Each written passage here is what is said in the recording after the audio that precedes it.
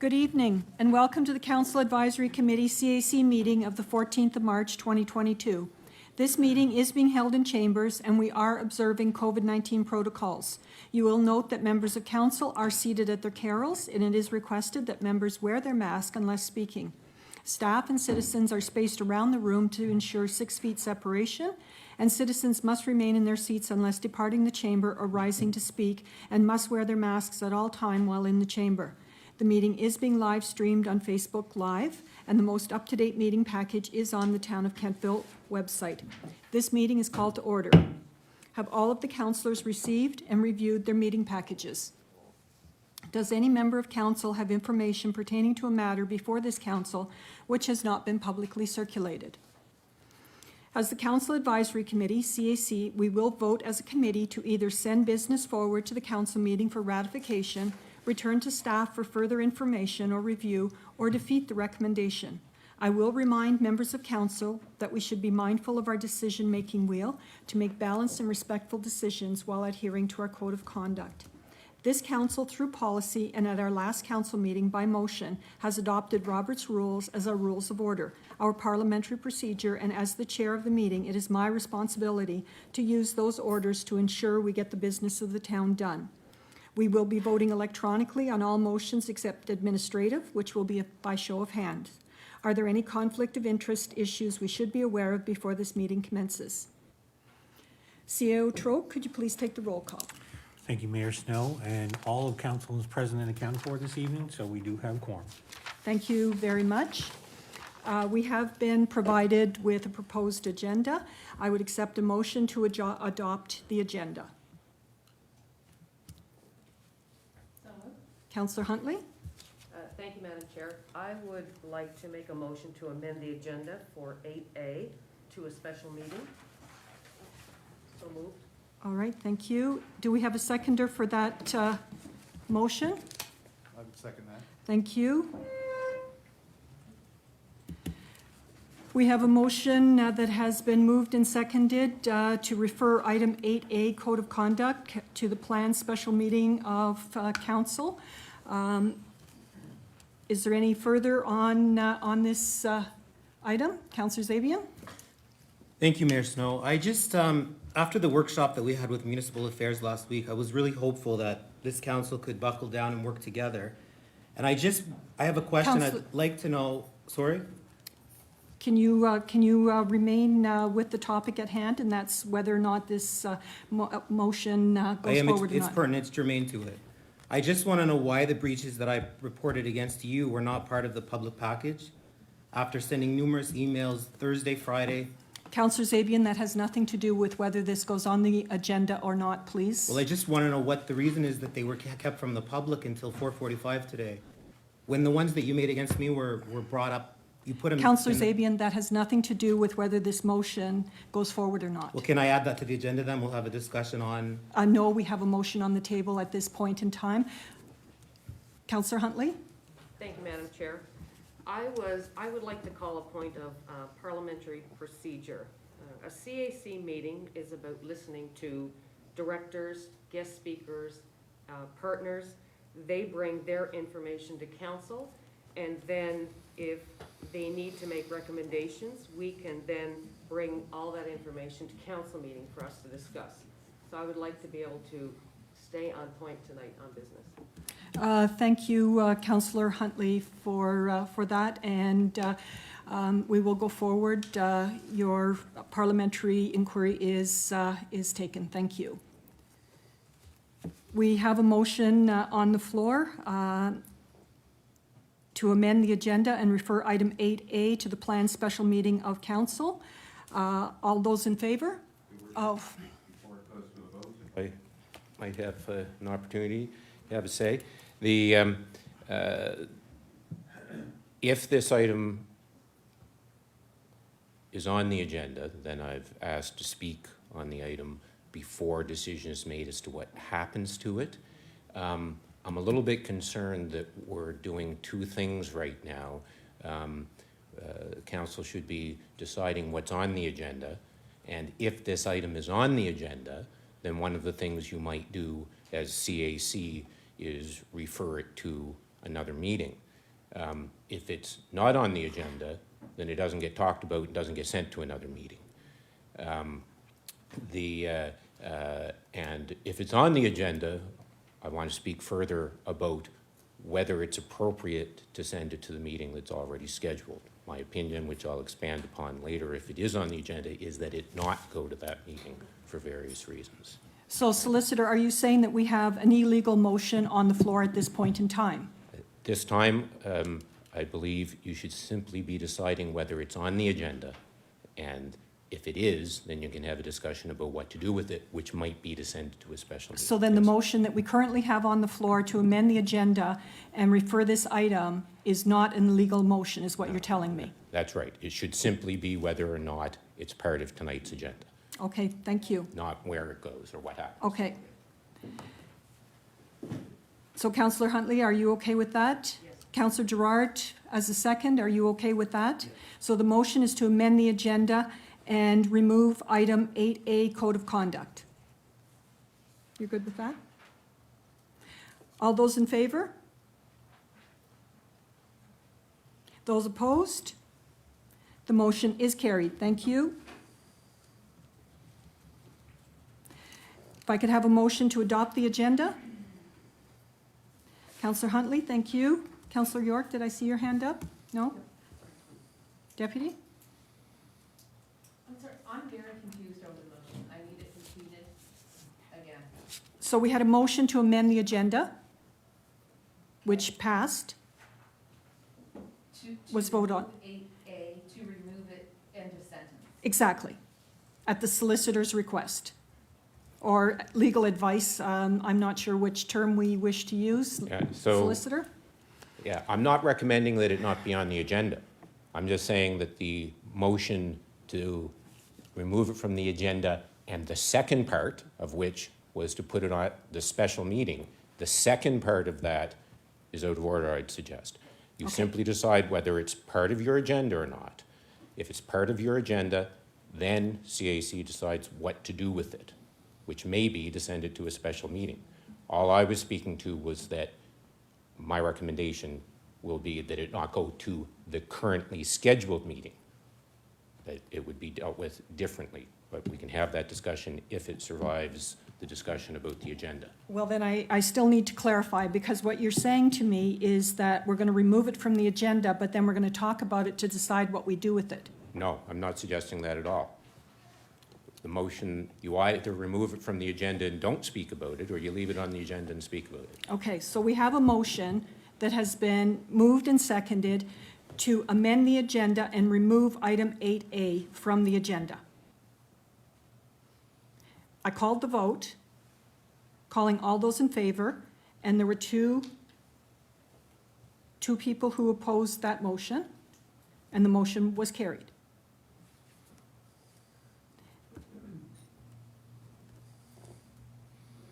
Councillor Zabian is first.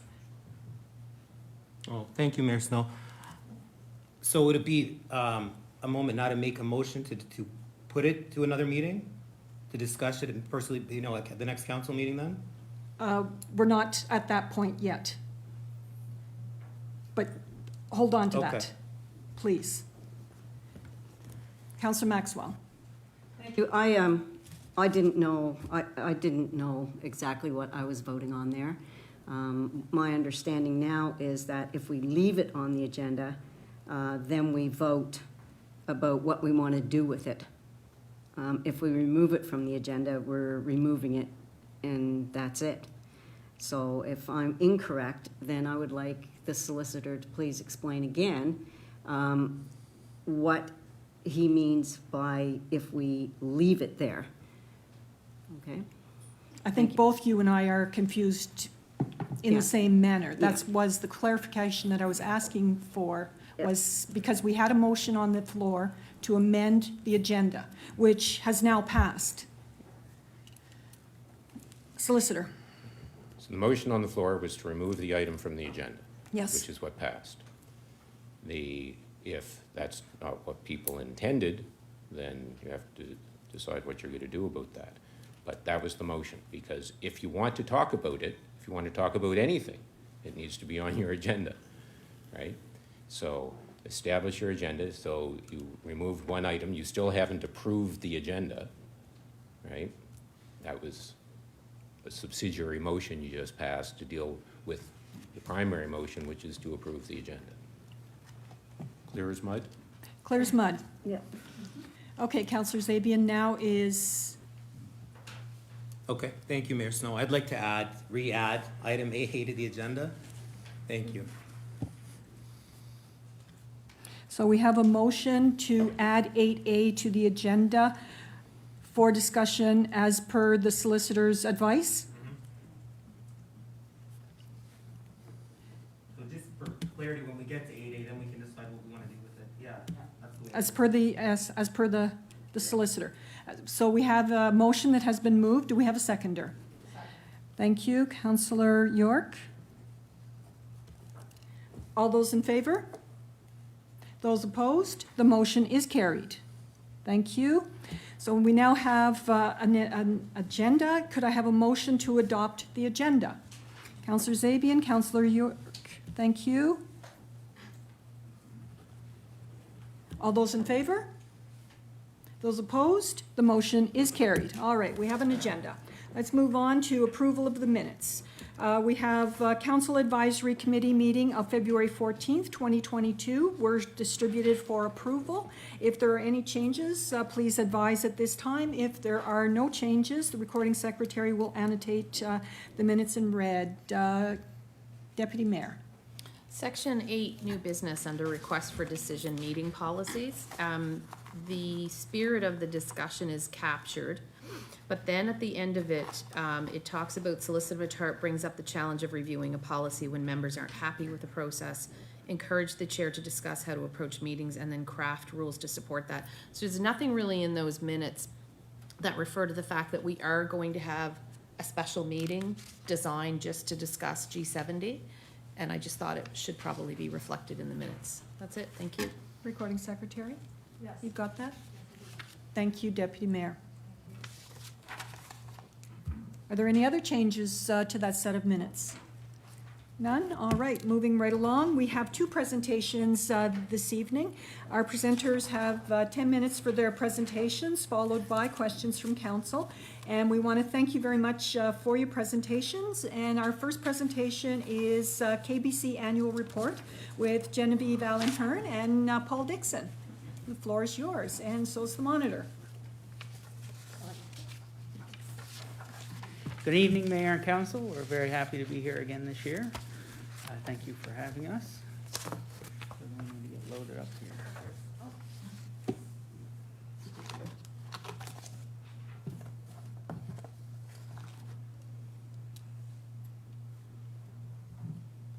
You have the PowerPoint version?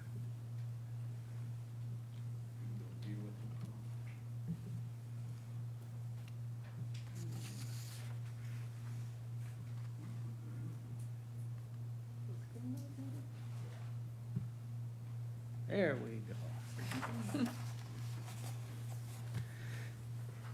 So once again, we're here for our presentation. Very happy to be here face-to-face this year versus our typical virtual setting. So let's see if we can get through.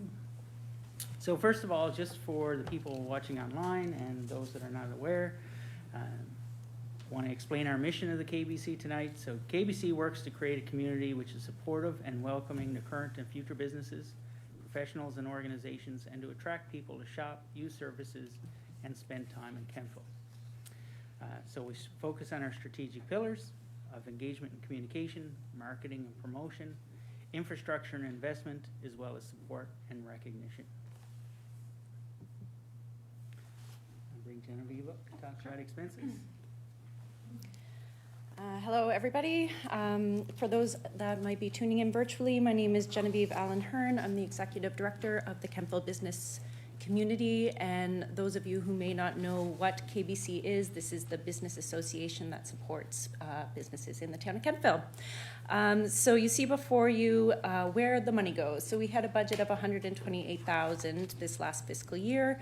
31% of that budget went into facade and decor grants.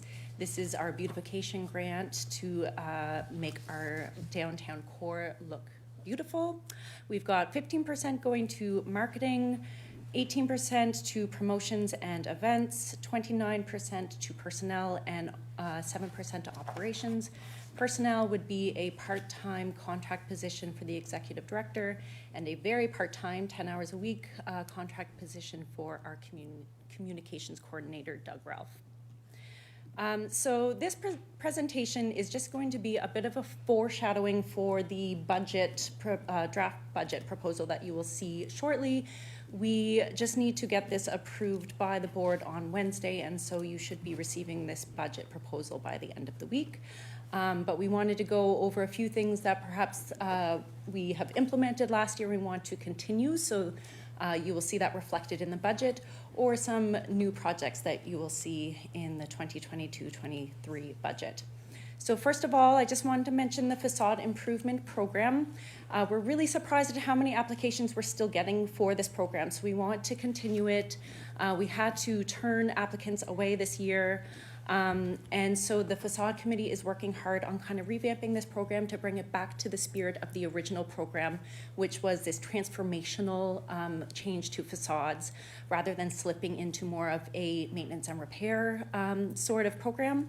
But one thing that we added new this year was a new business incentive stream. We allocated $10,000 to new businesses or perhaps businesses that changed ownership or changed locations that needed help with some of those initial capital expenses such as signage, lighting, paint, that sort of thing. We had 4 applicants for this program and we spent the entire budget, so we want to continue with this program. Seasonal decor grants, this is nothing new. There was always a micro grant program for Festival of Flowers, but we have just built on this program because it was a very popular program so that we could offer micro grants throughout the year. So now we also have one for holiday seasonal decor and decor during our Fire and Ice Festival, which is in February. This is typically a time when businesses take their Christmas decor down, but they're not quite ready for the spring decor, so it kind of fills that gap. Valley in the Alley is a project that we started because we are treating Center Square as the heart of our downtown core. And so if that's the heart, then our alleyways are the arteries and veins. And we want to make sure that these are welcoming spaces. People feel comfortable to walk through the alleys, perhaps to get to their car at night or even during the day when we have events and activities in Center Square. So we've put some investment into updating the murals, into some lighting projects, and we want to continue to do so. All right, this will not be new information to you. We started a Mural Festival this last year. It was a huge success. We had 6 murals on surfaces throughout town, and this is something that we've decided we want to do again in 2022. And we want to continue to support special events in town. One thing that came out of the event strategy is that we need to find ways that businesses can benefit from the events that already exist in town. So we're working closely with the town of Kentville, with the rec department, and with Lindsay in the community development department to make sure that we've got some retail promotions going on. We've got shopping parties, some special promos that are happening during our event seasons. Shopping promotions was also very popular this year. A lot of KBC dollars went into these promotions, which is kind of a win-win. So you come to Kentville to shop in order to enter these contests, and if you're the winner, then you get KBC dollars that are then reinvested into Kentville businesses. So things like Win What You Buy, our giveaways, and our golden ticket promotion, where we put golden tickets in 5 We Are Kentville bags. If people found a ticket in their bag, they got $50 for KBC dollars to spend in Kentville. Community engagement is not kind of your traditional, it's not measured in a traditional economic way, but it's the sort of thing that gives you warm fuzzies about your community. And so we want people to be able to come to Kentville and have a positive experience. And so walking away with perhaps a free We Are Kentville bag, being part of the Share the Love campaign, getting a nice card from the Kentville After School program, seeing posters welcoming you to town. Those are the sort of things we want to continue to do. This is also not new information. We went to every brick and mortar business with this welcome package, and now every time there's a new business, we will continue to deliver these packages. You're seeing lots of these We Are Kentville window decals through town, and we want to continue to really work with this We Are Kentville hashtag, and we have a really great multimedia campaign in the works for next year, or this year. Finally, there's the comfort station. If you don't already know, KBC received $20,000 from ACOA to implement a comfort station in our downtown core. This allows us to have a public washroom facility with a place for breastfeeding, a baby changing station, a water filling station, and it will also act as a volunteer room and green room when we have events in our center square. That's the end of our presentation, but I also just want to mention, I left this off of the slides, that we have strengthened our relationship with the BID Association across the province. And so this allows our business association to have access where we otherwise might not. So we've been able to work with Dr. Strang, with the Premier, with the Minister of Economic Development to advocate on the behalf of businesses in Kentville. As well, it gives us opportunities to connect to some provincial campaigns. So we have a gratitude campaign coming out where they're going to be taking videos and photography in Dartmouth, Halifax, Sydney, Truro, and Kentville. So now we're part of this wider network. Questions? Yeah. Do you have any questions for either of us? All right, thank you very much. That was really great, 8 minutes. Woo-hoo. Well done. Thank you very much for your presentation, and we do have some questions, and members of council directly to our presenters, please. Councillor Zabian. Thank you. Thanks, Genevieve and Paul. That was a great presentation. I just have 2 questions about this proposed comfort station. Do you know what the total cost is going to be when it's complete, and who's going to maintain it? So this is a joint effort with the Town of Kentville. We're working very closely with Lindsay. We're coming up with a long-term maintenance plan. We haven't quite crunched exact numbers, but this, you will probably see a budget line in Lindsay's budget for this. Okay, thank you. Capital request in your packages. Okay. Thank you. Deputy Mayor. Thank you, Worship. Thank you. That's a great presentation. Just when I think about the Facade program and the transformational piece about it and sort of going back to the roots of that, I think that's really great. So I commend you on that. And the heart of the downtown core, the alleyways, I really, really like that. I think that was a great addition to the town. I hear from a lot of people about that and how it's a very welcoming space. And I think certainly working with the BIDs, it's a great step forward for Kentville, and so thank you for doing that. One of the things I try and do on my Facebook site, it's usually my personal one, but sometimes it's council, I always do the hashtag We Are Kentville, but then I started doing hashtag Kentville is thriving. Yeah. So I really like that, and because we are, and so thank you for all the work that you're doing. So I don't have a question, it was just comments, and Thanks, Kate. but yeah, well done, well done. Thank you. Councillor Maxwell. No, thank you. Your programs are fantastic, and so there's nothing I can say short of that with your programming. I'm on the Inclusive and Accessibility Committee, and the Comfort Station is something that helps complete part of our accessibility plan, and I'm really, really happy to see that moving forward. So thank you, it's a great idea. Thanks. Councillor York. So my comments are in the same vein as Councillor Maxwell's. It's encouraging to see plans coming forward that will align with our town values as well as our mandates in terms of accessibility. So I'm really encouraged to see that. I'm also really encouraged to see how KBC is going to be operating in the town in the post-COVID era, and I'm really excited to see the changes that are already happening and then those that are on the horizon as well. So I'm really excited to see all of that. And I am also very glad that you named it Valley in the Alley, as it sounds a lot better than Valley in the Artery. So thank you for that. All right, that's all the hands up for you. So thank you very much for your presentation, and we truly appreciate the work that you continue to do on behalf of the town of Kentville and our business community. Thank you. Thanks. Thank you. And our next presentation is PACE with Brenda Kilfoyle and Julian Boyle, or perhaps just Julian. Well, not just Julian. Thanks very much. It's always good being second because you can watch somebody do it right.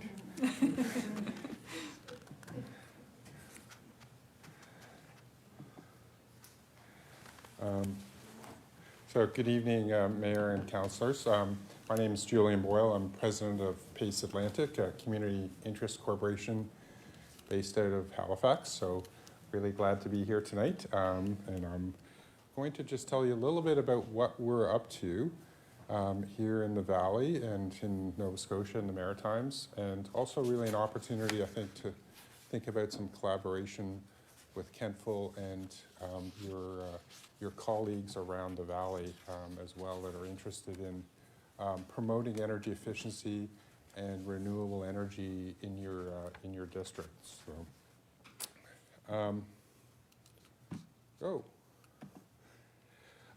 So we, you know, and I try and say this modestly, but it's true. We are the leaders of PACE in Canada, and I think that's for a lot of reasons. We started a lot earlier than most jurisdictions in Canada. I helped launch the Halifax Solar City program over 10 years ago, which has really transformed the solar market in Halifax, about 800 or 900 installations, and being a really transformational solar adoption in Halifax.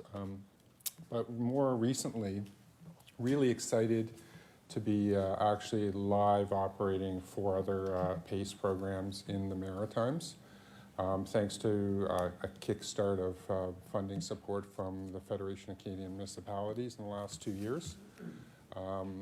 We launched almost 4 programs simultaneously about 6 to 8 months ago. One here in Wolfville, the SWITCH program, and the SWITCH programs are 3 municipalities really working together in 2 different provinces. So Wolfville's been working with the town of Stratford and Charlottetown and PEI. We also administrate and run the COSY and Solar Colchester program, so for the municipality of Colchester as well. These are the first programs to be funded out of the FCM CEF program. It's a long, arduous process sometimes if you've dealt with FCM, but great support with them. Out of all of the 10 programs that got funded in the first round, only 1 other program is actually launched right now. So the City of Ottawa launched in about November. So we're really excited about what's happening here in the Maritimes with our municipal partners. So how's it going? Well, in the first 6 to 8 months of activity, we've basically engaged over 1,000 homeowners that are registered in the program. We have almost 300 projects right now actually under construction. So signed agreements, contractors out doing either installations of heat pumps or insulating or EV chargers, solar obviously, and almost $5 million in capital deployed in these programs. So that's in the first 6 to 8 months.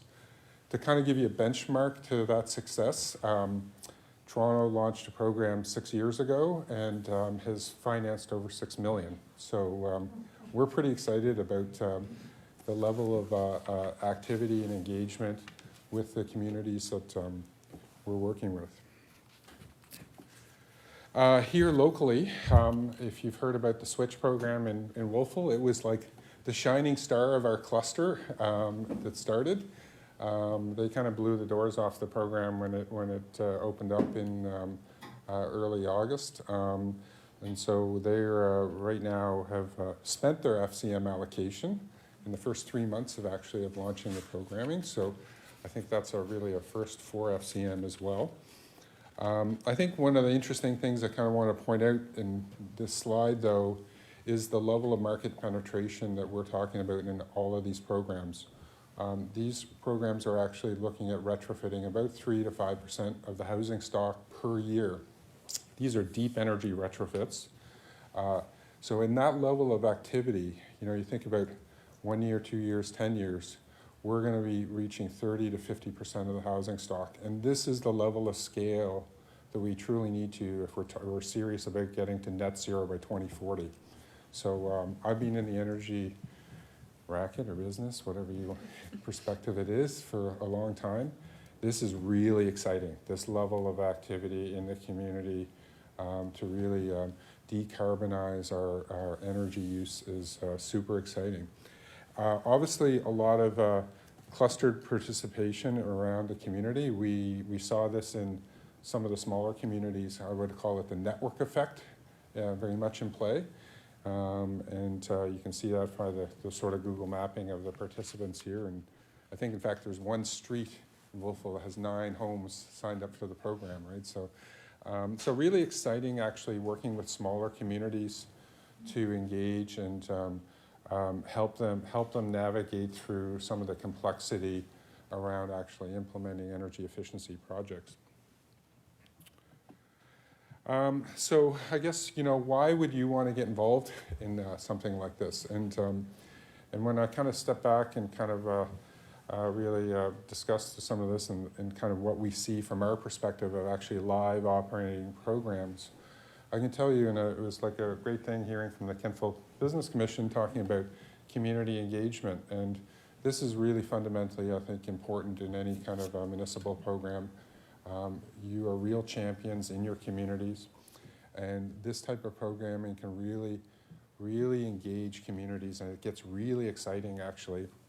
And we certainly see it from an empowerment perspective. I think, climate change is a very pessimistic topic, actually. And but when you give residents the tools to actually make choices that are not only going to save them money, but actually really get a foot in the door around climate change and really do something.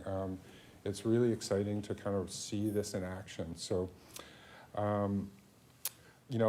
depending on what lens of framework this is important to you, we certainly talk about a lot about economics in these programs.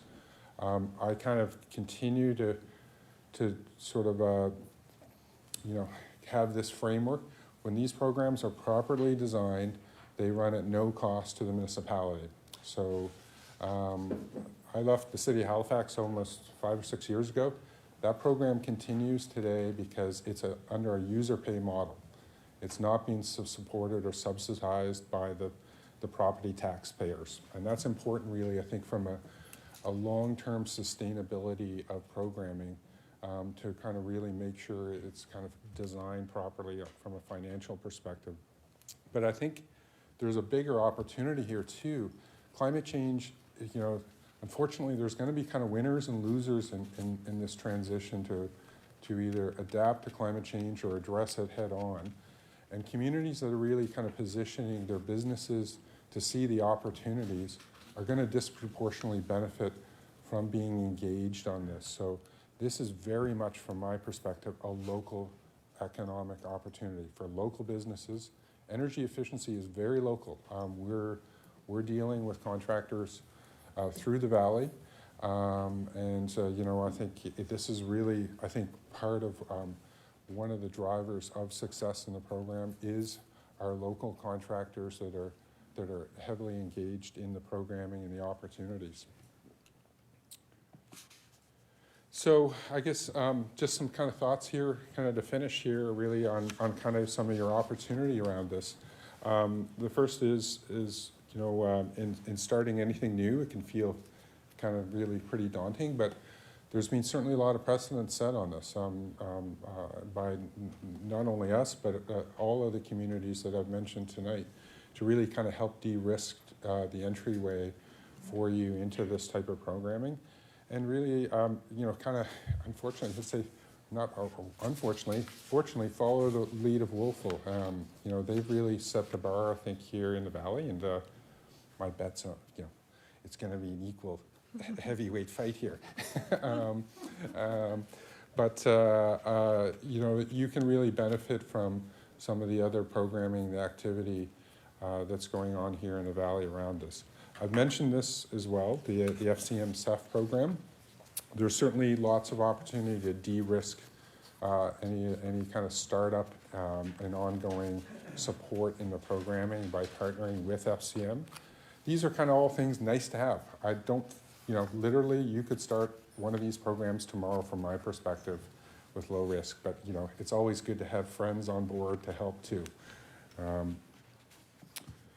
A little bit about the Federation of Canadian Municipalities, because you're certainly aware of the support that they give to municipalities, and it's really key support around energy and climate change and many fields of facets of sustainability. But this program, a community efficiency financing program, is particularly helpful. There was $300 million allocated to that program, which started to deploy in 2020, so that's when they actually opened the doors to applications. So, it seems like yesterday, but I remember it vividly. April of 2020. Do you remember, Eva? Sandra, do you remember? Where we all went virtual. It's kind of a good reminder, the success of our programs are all being done through a lot of pivoting over the last 2 years, and we're really excited about kind of when we get back to engage communities, like truly engaged, and not just in the hybrid kind of world.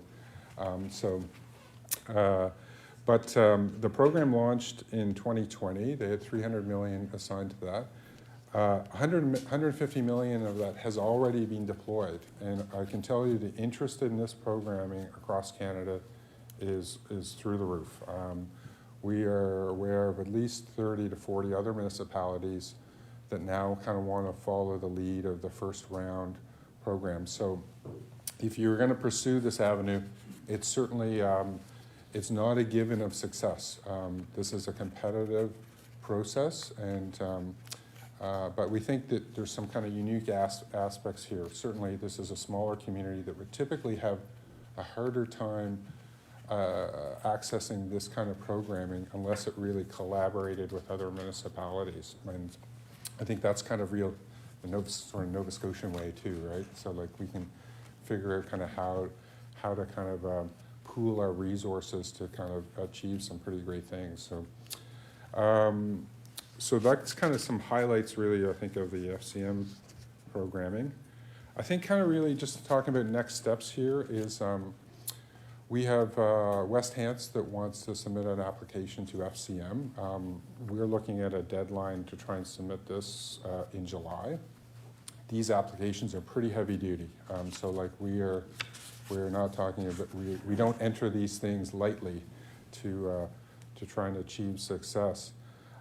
So we're right now working with municipalities around the valley to say, okay, how are we going to submit an application? How are we going to govern it when we're successful too, and really actually make this happen? And so certainly there's a cost to this.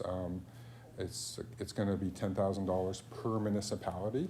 When we pool 3 or 4 municipalities together, that's about half of the cost. Pace Atlantic, we've decided to, as we did in the first round, we'll take on the application risk cost as well. So if we're not successful, you're not successful, we're not successful. So I kind of believe in the kind of concept of skin in the game. And so we do need skin in the game here. We need, but more importantly than some financial skin in the game is really your staff time. These programs are complex. We need to really assess the risk to collaboratively to make sure the risks are being managed and the program's designed properly to actually implement. And so we'd certainly encourage you to talk with your counterparts in other municipalities, whether it's the CAOs, directors of finance, whatever staff. We work very closely with staff to make sure that these programs are actually successful in an operating environment. It's one thing to get the money and get them started, but actually, continuity in operating is really kind of the key. And so I think kind of I'll just leave you with that. I mean, I think we're looking to have partners with the next round here and to expand programming here in the Valley. And really excited to answer any questions you might have. So thanks for your time. Thank you very much, Julian. And we do have some questions, and please counsel directly to our presenter, Councillor Zabian. Thank you, Mayor Snow. Thanks, Julian. I have a couple questions. I guess maybe, I understand what the program is. I don't understand how it works necessarily. I don't know if you could run us through what it would look like, you know, if a citizen or whoever wanted to use it. That's kind of what I was hoping to hear about, and we didn't get a package, about it. And the other thing kind of is, you said there's zero cost, but there are some costs there, right? So who's gonna manage it, I guess, and, yeah, I guess that's my confusion. I'd like to have the answers to those questions. Thank you.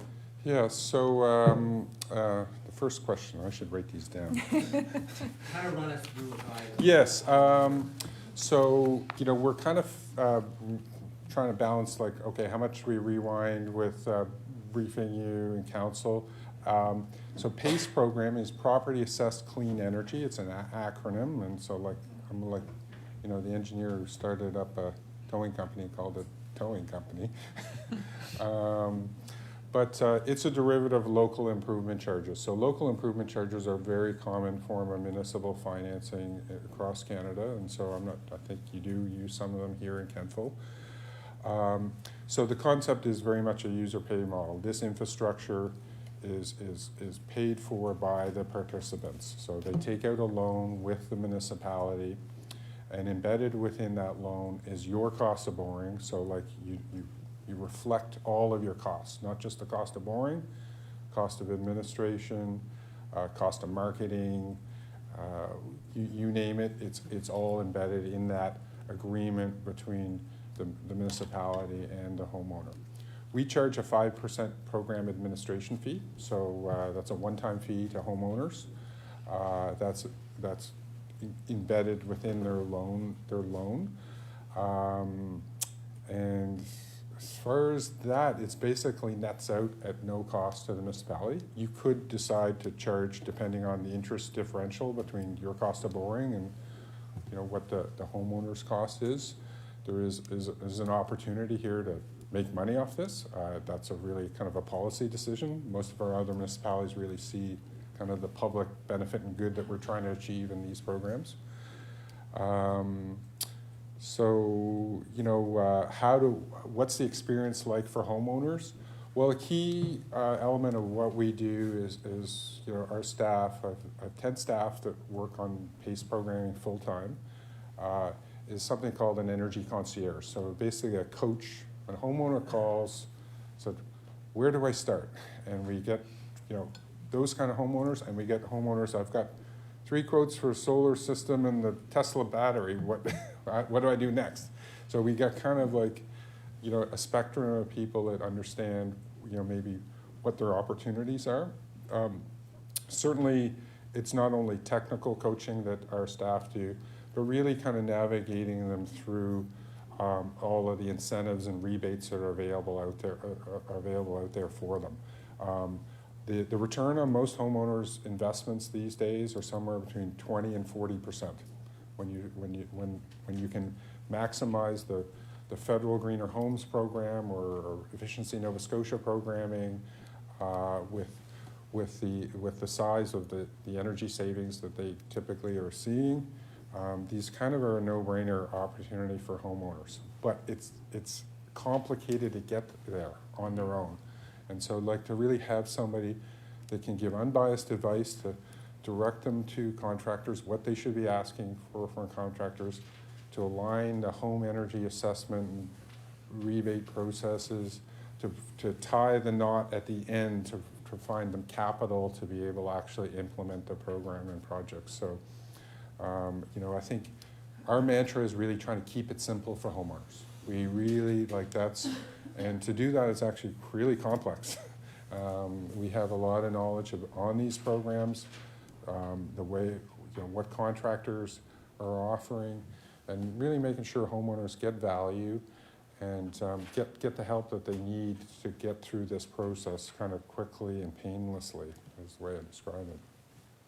Comparatively, like to Efficiency Nova Scotia, the interest rate is a little lower than that.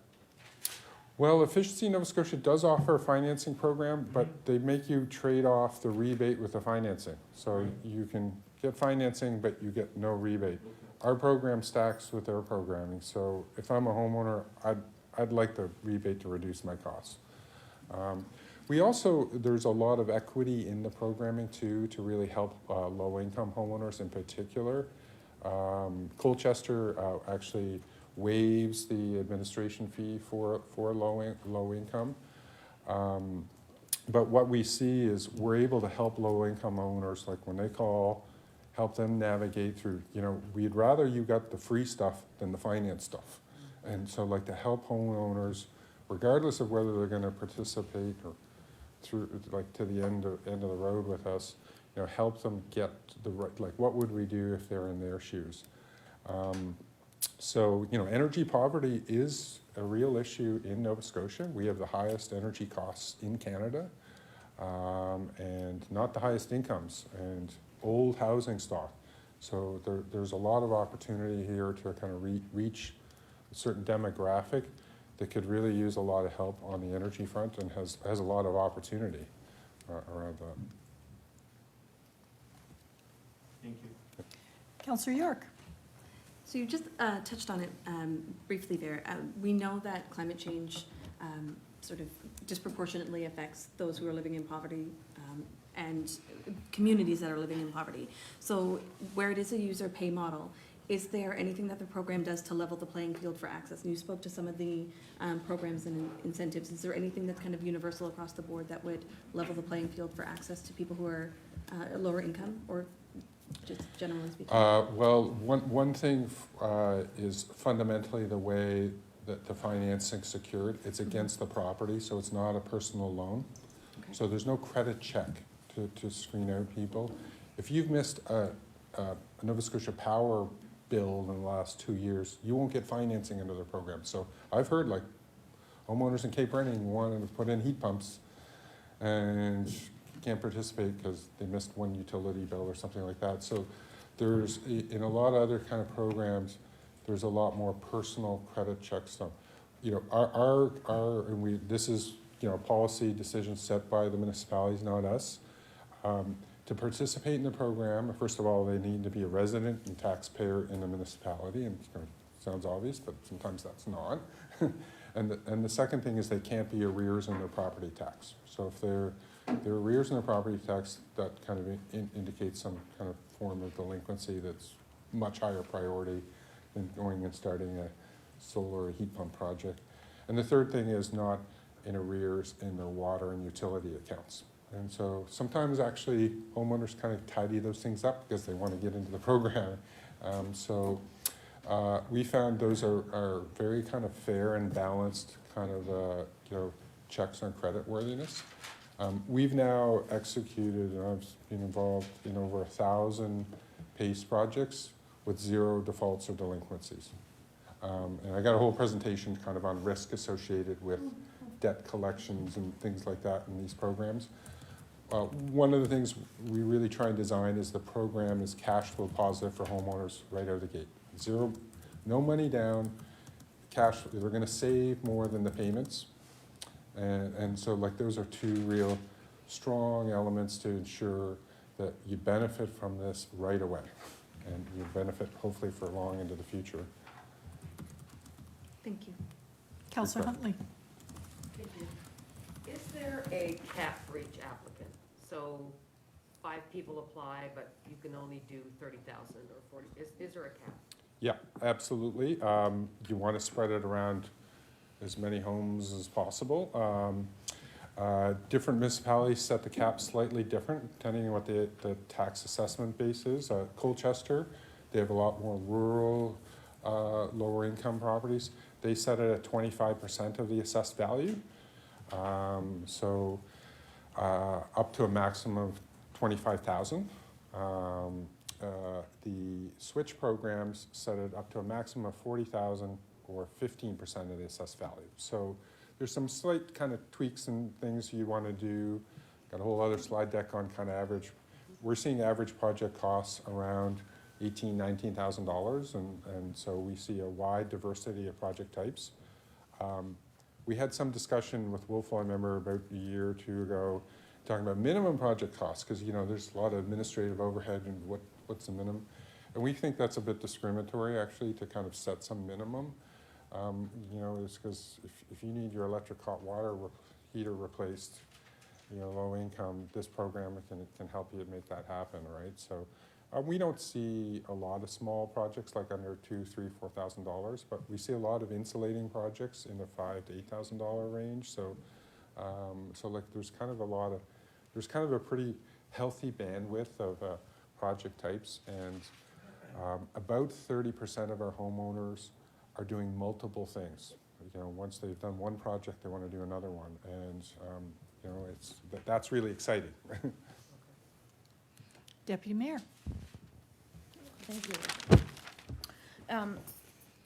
Thank you, Julian. I like the program. I think, you know, when you talk about getting serious about net zero by 2040 and, you know, people being part of the climate change piece, you know, they want to be involved in it and at no cost to the municipality. I look at the new Flex program through CMHC now that is focusing on efficiency and you know, greenhouse gas emissions being lower, and actually giving points to those contractors that are building those properties such that people can do longer amorts and higher loan to values and things like that. So I think it's really where we need to be at. One of the questions I had though was around, you were talking about provided that the taxes are paid on the property and the water is paid and things like that, but is there anything around, you register a charge on the property? So what if they're at a higher loan to value ratio on their property, or do you look at that piece of it? No, You don't? no. We only look at the project that they want to implement. Is it going to save enough to pay the project? And what's the cap of their assessed value with the project value? So some homeowners want to do a project beyond like their project cap. Right. They can pay the contractor directly for that balance, so it kind of encourages, you know, homeowners to go deeper. A lot of research has been done on energy investments and what does that do to the property value. Yeah. A lot of really interesting research really now is starting to show that these investments actually, well, certainly they increase the value of the property, but they increase it more than the investment. So if you go spend $20,000 on a solar project, your house has gone up by more than 20,000. So like there's some real kind of strange magical things that actually start to happen in that kind of environment. We're heading to a world where people are very conscious about energy use. People, especially on fixed incomes, want to lower their operating costs. They want to reduce the kind of volatility from Ukraine or whatever it is next month. So looking for some stability.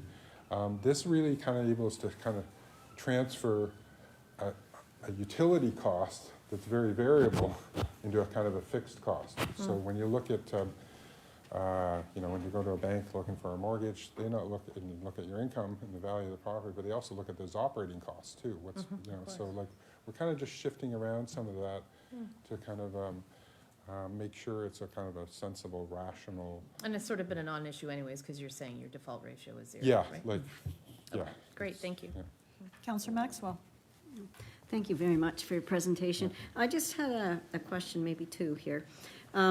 So we can use the FCM allocation to finance some of this, is that correct? Correct, if you're successful. Wolfo is offering 0% 15-year loans, which is, I've never seen, it's the best loan you could ever get. True 0%, there's no mystery to it. I think the next rounds of FCM we're heading to kind of a higher interest rate environment. Right. I think but FCM's, you know, as good a money as it gets, I would say, for municipalities. Right. And they couple this with significant grants as well to like help you de-risk some of the initial launch of these programs too. So how far does that allocation go? Like how many homes could be looked after, let's say with heat pumps, just using an allocation from FCM? So if that's all we used, then generally how far would that go? So our switch programs, they basically submitted for a $15 million program. We were forecasting that was about 600 to 700 projects over a 3.5-year period. It looks like right now it's gonna be more like over a 2-year period, just the rate of the uptake of the programming. Different sized communities, different things happening. So, I think this is all needs to be churned out in the sort of the budgeting, program development size. And what's your appetite? I would say you probably don't want to start with a $50,000 program, but I don't think you want to start with a $5 million program too. And you may not want to end at a $5 million program. So I think kind of what we need to do right now is in between now and July is develop an application, come back to council and say, here's what, if this is successful, this is when, how, and what will be, what will be coming. Okay. So, and when the FCM allocation is gone, then financing is totally on the town. Is that correct? And it's a user paid? Not necessarily. We work with private capital too. There's a cost to that capital higher than municipal. So Okay. there's structures that we work within that do not require municipal financing. Okay. So that's kind of longer, deeper topic, but we're certainly willing to explore those with you too. Okay. I think kind of I'm of the mind sooner rather than later, whatever it is. Great. Okay, Yeah. thank you very much. Yeah, welcome. All right, Jillian, looks like you've exhausted all the questions. We've kept you up here for quite a while. Thank you so very much for your presentation, and we look forward to hearing from you again through our CAO. Thanks very much, and great question. Thanks. All right, moving on to our next order of business. The directors have provided their reports for your review, and will provide an update and receive questions from council, and council questions directly to the directors with regards to their reports while they're at the podium. And our first department reports are Director Kroll.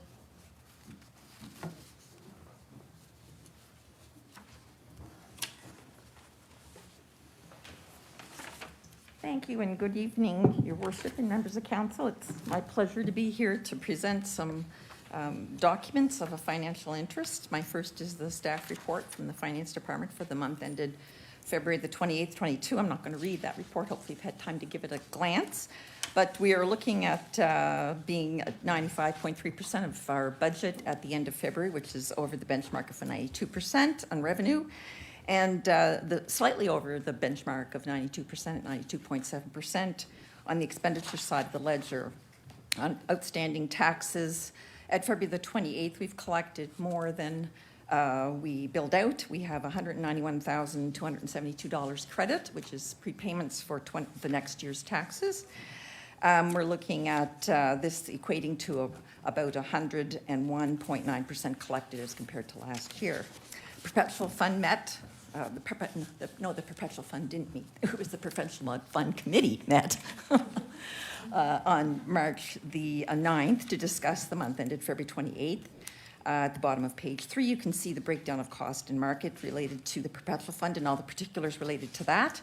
My last note in my report is related to the capital investment plan, which cites that at the date of writing, $1.5 million has been expended, which was about 65.7% of the capital program for the next year. And that's my report.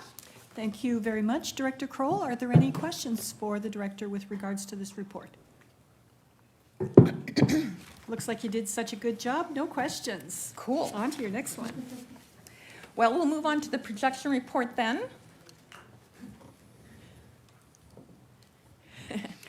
We'll move on to the projection report. Yes. We have a bit of a swing in our projection from last month. We were projecting last month $170,000 surplus. Then this month I'm bringing you a swing of $140,100 downwards, and we're reporting now a surplus position of $29,900. The biggest kicker on the revenue side of the ledger was related to our own source revenue. Provincial fines are down $8,000. We're not going to achieve that budget target. The arena rent is also a big kicker, $73,000 down, and that's related to COVID and some issues that happened at the rink. So unfortunately, we're not going to make that budget target. And because we're posting a surplus, I've removed the $70,000 supplementary withdrawal from the perpetual fund because we won't need that. On the expenditure side of the ledger, you saw many ups and downs throughout the whole report if you've read it. The biggest increase in the projections, it relates to transportation. And it's not Dave's fault, but Mother Nature kicked us in the pants over the past winter, from January right down till beginning of March. Actually, we've been lucky so far, fingers crossed, we don't have any more snow. We are over budget in our snow removal budget, just as a comparison to let you know. We're looking at being, at the date of writing today, we're 11.3% over our budget of snow removal of $285,000. We're $32,000 over budget, and we still have numbers of things to report in that particular section, so I expect we're going to be at least $50,000 to $60,000 over in our snow removal. And just as a comparison, last year, just for your own interest, we were only at 66.9% at the end of March, and we had savings of around $95,000. So what a difference a winter can make, eh? So that's my projection report. We're looking at a small surplus, about $29,900. All right, thank you very much, Director. Are there any questions for the Director on this report? You're batting Keep 1,000. on going? Keep on going. My next report is related to debenture funding for the spring debenture issue, which will be issued sometime this spring. We have been given notice that the province has called for this, so we're looking for debenture funding for two issues, TBR 2122-01 for various purposes. We have a TBR limit approved at $1.064 million. We're actually looking at $728,400 as the request that we'll be sending into the province of Nova Scotia. The sanitary sewer is TBR 21/22-02, and that is at $235,000 for the approved limit, and the funding request is for the maximum $235,000. In total, we're looking for $963,400. So I've attached the pre-approval resolutions that are required for council to approve, which will get forwarded to Nova Scotia Municipal Finance Corporation once they're authorized at council. We have a deadline of April the 22nd, so this will hit the docket, I hope, at the end of March, and we can get this paperwork off to the province in plenty of time. So my recommendation reads that I recommend to Council Advisory Committee that the attached resolutions for pre-approval of debenture issuance be approved and forwarded to the town of Kentville, to the town council for ratification. And after ratification, they'll be forwarded to Nova Scotia Municipal Finance Corporation to complete our debenture issue for spring 2022. So we have TBR 21/22-01 for various purposes. Funding requested $728,400. TBR 21/22-02 sanitary sewer, $235,000 for a total of $963,400.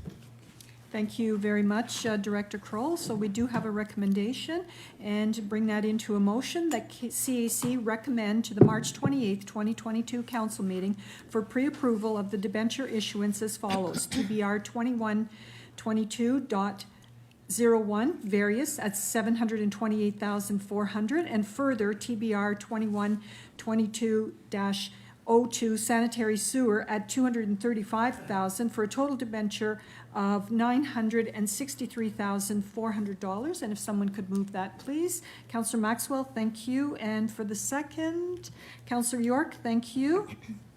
It has been moved and seconded that CAC recommend to the March 28th, 2022 council meeting for pre-approval of the debenture issuance as follows. TBR 21/22-01 various at $728,400, and further TBR 21/22-02 sanitary sewer at $235,000 for a total debenture of $963,400. Is there any discussion on this matter? Deputy Mayor? Thank you, Worship. Dr. Cole, the 235 for the sewer, is that the one that we're doing in, comment looking at Director Bell as well? Is that the one we're doing with the Kings County and it's a little less expensive for us because we're crossing over some of their, No, this relates to capital construction that took place for our own sanitary sewer area service. Oh, okay. And the construction took place this past fall, summer, fall. okay, So it's our work, our pipes. our work, our pipes. Okay, thank you. All right, is there anything further, any further discussion? Are you ready for the question?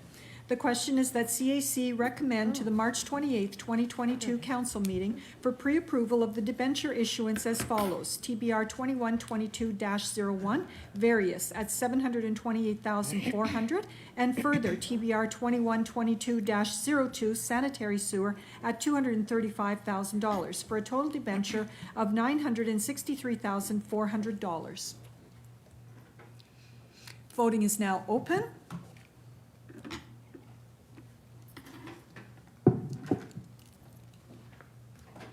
Voting is now closed, and the motion is carried. Thank you. Director Kroll, you've got more for us? I do indeed. The next one is the resolution for the withdrawal number 2 from the Town of Kentville Capital Reserve. If you recall, I brought a draw number 1 to you the previous month. This is draw number 2. That's for a much smaller amount. We're looking to finance capital construction that's happened up to the end of February to the tune of $29,310.93. You can see the projects that it relates to. And just for council's information, the capital reserve general allocation contains $1,672,830, and after this withdrawal, it will contain $1,643,519. I need new teeth or something, I don't know. Anyway, I recommend to Council Advisory Committee that the attached resolution be approved for withdrawal of $29,310.93 from the Town of Kentville Capital Reserve General Allocation. This transfer will partially fund several capital acquisitions during the year, and after this approval, it needs to go on the council docket for ratification. Thank you very much, Director Kroll. So we do have a recommendation, and our motion reads that CAC recommends to the March 28th, 2022 council meeting for approval to withdraw $29,310.93 from the Town of Kentville Capital Reserve's general allocation to partially fund the budgeted 2021-22 projects as detailed in the attached report. If someone could move that, please. Councillor York, thank you. And a seconder, Councillor Zabian, thank you. It has been moved and seconded that CAC recommend, recommend to the March 28, 2022 council meeting for approval to withdraw $29,310.93 from the Town of Kentville Capital Reserve General Allocation to partially fund the budgeted 2021-2022 projects as detailed in the attached report. Is there any discussion on this matter? No discussion? Are you ready for the question? The question is on CAC recommending to March 28, 2022 council meeting for approval to withdraw $29,310.93 from the Town of Kentville Capital Reserve General Allocation to partially fund the budgeted 2021-22 projects as detailed in the attached report. Voting is now open.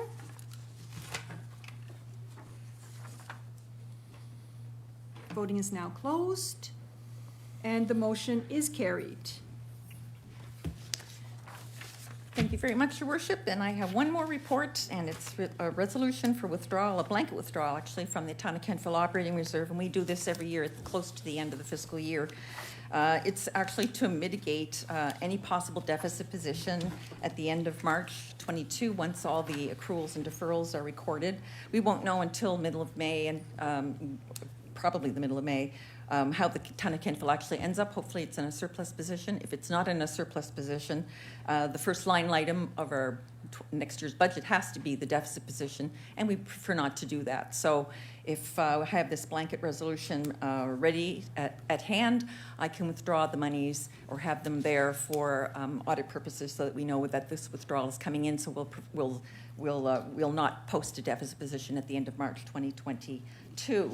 So my recommendation reads that I recommend a Council Advisory Committee to approve the blanket resolution for a possible withdrawal from the Town of Kentville operating reserve in the amount of any current operating deficit should one occur at March 31st, 2022, after all year-end transactions are quantified. These funds would be transacted only if the Town of Kentville was facing a current operating deficit at the end of fiscal year.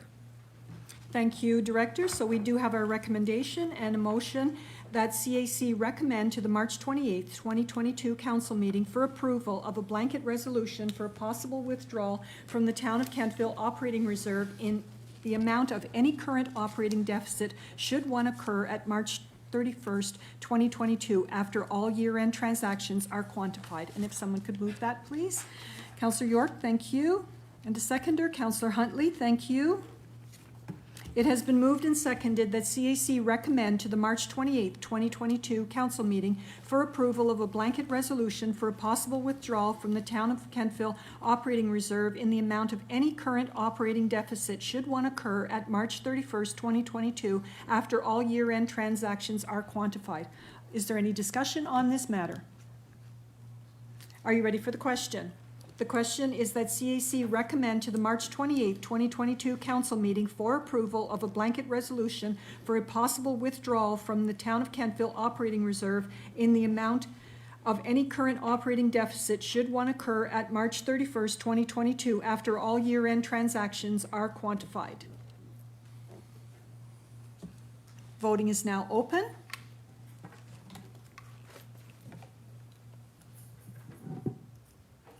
Voting is now closed, and the motion is carried. Thank you very much, Director. Thank you very much. All right, and our next report comes from Director Gentleman in our planning. Thank you. Good evening, Council. For the month of February, 6 permits were issued for a building valuation of $1.3 million, just slightly above $1.3 million, and this brings us to a total of $10.1 million in building, and it's still the middle of March, so those are good numbers. The amendments to increase the maximum size for ancillary dwelling units has gone through second reading. Notice of decision has been posted. There's an appeal period for folks, which will end next Tuesday. I think is at the 14 days. I suspect we won't get any appeals, but we are getting a lot of calls about where they can put accessory dwelling units throughout town, so that's great as well. And we have been talking to a number of different people, looking at rezoning various pieces of land, upzoning various pieces of land for some high-density development throughout town, so that's good, and that also includes Habu Court. They're not rezoning, but they're looking at the next phase of their development that they have on Mee Court. So that is my highlights. Excellent, thank you very much. And we have a question from Councillor York. Thank you. So assuming the 14-day period goes through and there are no appeals, are we able to look at the at sort of a policy, or maybe perhaps this is a council or a council question? When we have, I think the intent of the auxiliary dwelling unit is to increase rental opportunities in the community, which is currently in a rental crisis. So are we able to take a look at how short-term rentals might impact that? So thinking about things like Airbnb and the impact that they have on communities as they raise, just a 1% increase in short-term rentals raises monthly rental rates and the cost of houses being sold. So I want to make sure that we maybe try and temper that. The town of Wolfville has a policy that allows for short-term rentals as it relates to tourism, and trying not to squash that avenue, but as it also relates to the market and the residents in the community. So my understanding about Wolfville is that those short-term rentals are in their inns and their bed and breakfasts and their micro boutique hotel rooms. When it comes to rental, we have no control over once they're built, how the tenant or how the landlord is going to rent it and for how long. Okay. And we don't have the legislation available to us to be able to dictate how long a rental unit is. That's my understanding. Maybe the solicitor has some more But there is the Tourism Accommodations Act where B&Bs, those folks with B&B, not B&Bs, but Airbnbs are supposed to register with them for a small fee to keep track of that, but we don't have that mechanism that I'm aware of, but I could certainly look further into it. No, I appreciate that, thank you. Okay. Deputy Mayor. Thank you, Worship. Bev, the Ryan's Park one, discussions are underway for the next phase. Is that still looking like the separate unit that goes up the apartment building is still gonna be in that 60-unit range? 40 per building.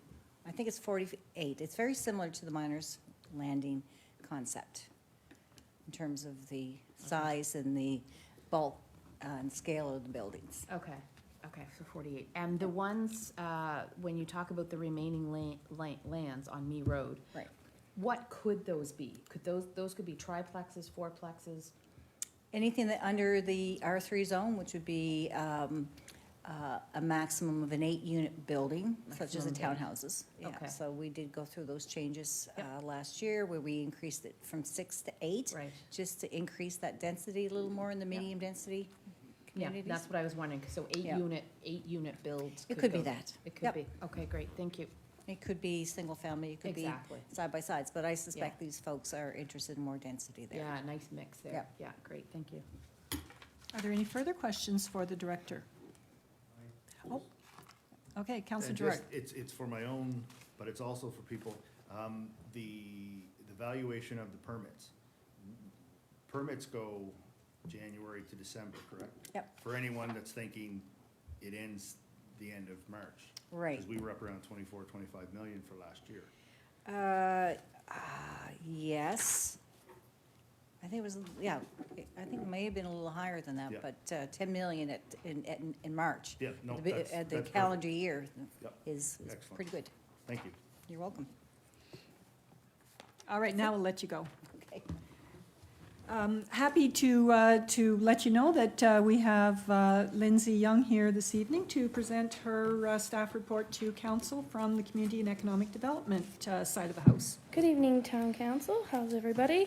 I don't have a written report with me, but I do know that it contained items related to tourism and upcoming special events for our season, which is going to be a lot easier to execute in some ways, but there will be more to execute in other ways as we open up and restrictions ease. I think I also talked about looking forward to the Visitor Information Center season and some expansion items around that facility. So you'll see in your budget requests from my section some capital money for that building. And we're hoping that we will also be able to attract some great supports for our manager this year, who's been kind of flying solo since the pandemic, and would welcome some more help with adding some programs and activities out of the center. So that's what I would highlight today, since KBC already talked about the Comfort Center, and that's the holy grail of our downtown right now. Are there any questions for Lindsay? Councilor Maxwell. Thank you. I'm just wondering about the flagpole, the special interest flagpole Sure. up at the VIC. And I think it's a great idea. And the policy that you're drafting, is that our flag flying policy or not? It would be specifically for that flag at that facility. Okay. Because I think it would be a big kettle of fish if we tried to change the flag policy for all the flags in town. Yes. This one is, well, my understanding was that council was looking for an opportunity to fly special interest flags where it wouldn't interfere with the other governmental flags that were kind of required to fly. So this would be an additional pole added to the existing complement that are on the building. Right. So we have to figure out which ones, how can you request your flag to be flown? What are the Right. criteria around that, just to make it easy for people to understand. But I don't think, and the CEO can correct me if I'm wrong, because we haven't had too many conversations about that part, just about getting it kind of in place. But I don't think we want to supersede council's flag flying policy for the whole of the town, just for that one specific location. Yeah, I see him nodding, so hopefully we're on the right track. No, that's right. I will, on behalf of the Accessibility Committee, probably bring that flag flying policy up. So- Oh, great. So I Yeah, just didn't and want to, I'm not writing it at the moment. Okay. Absolutely intended to reach out to other groups and say, you know, what kind of flags do you think we need to Right. include? I know there are other communities that already have these types of policies in place, so we might kind of pick and choose from some of those. But yeah, absolutely, it's not a closed process. I'm Okay, great. Thank you very happy much. to have feedback. Are there any other questions for Lindsay? None? All right, you're off the hook. Thank you. Okay, next, we have Parks and Recreation being presented by the CAO this evening. Thank you, Mayor Snow.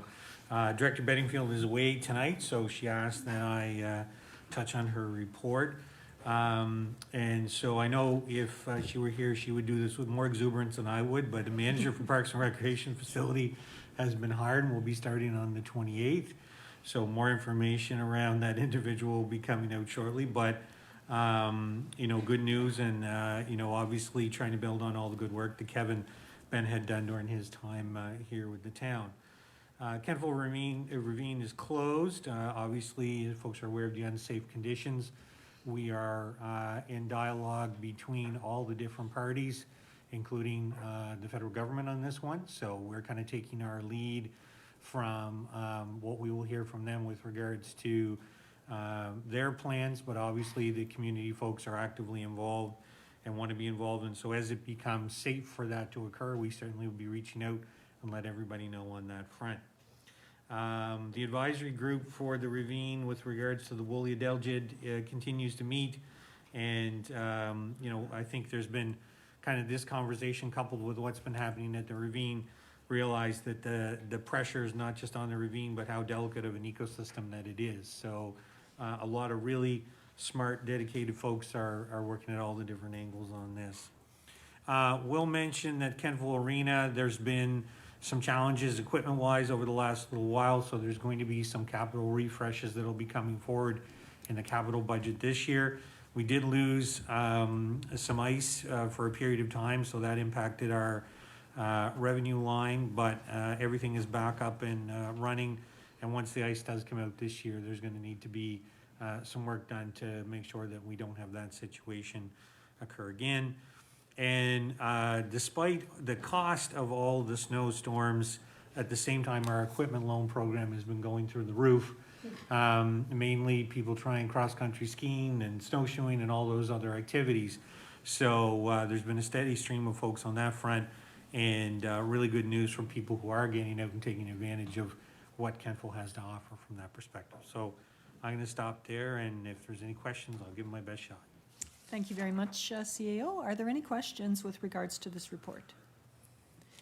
Deputy Mayor. Thank you, Worship. I just had a really quick question, and it's on the work on the ravine. So that do we know if that will be for the account of the feds, or will we cost share in that at all?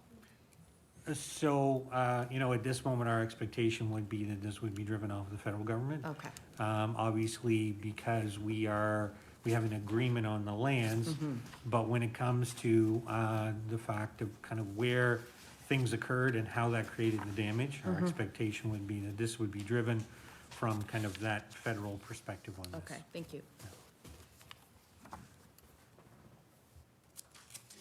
All right, nothing further on that one. We'll move on to our next report, and that is with regards to the police. Chief, the floor is yours. Good evening, everyone.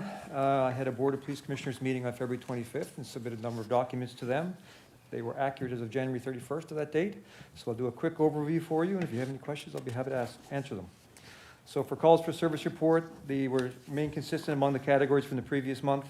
No identified areas of concern.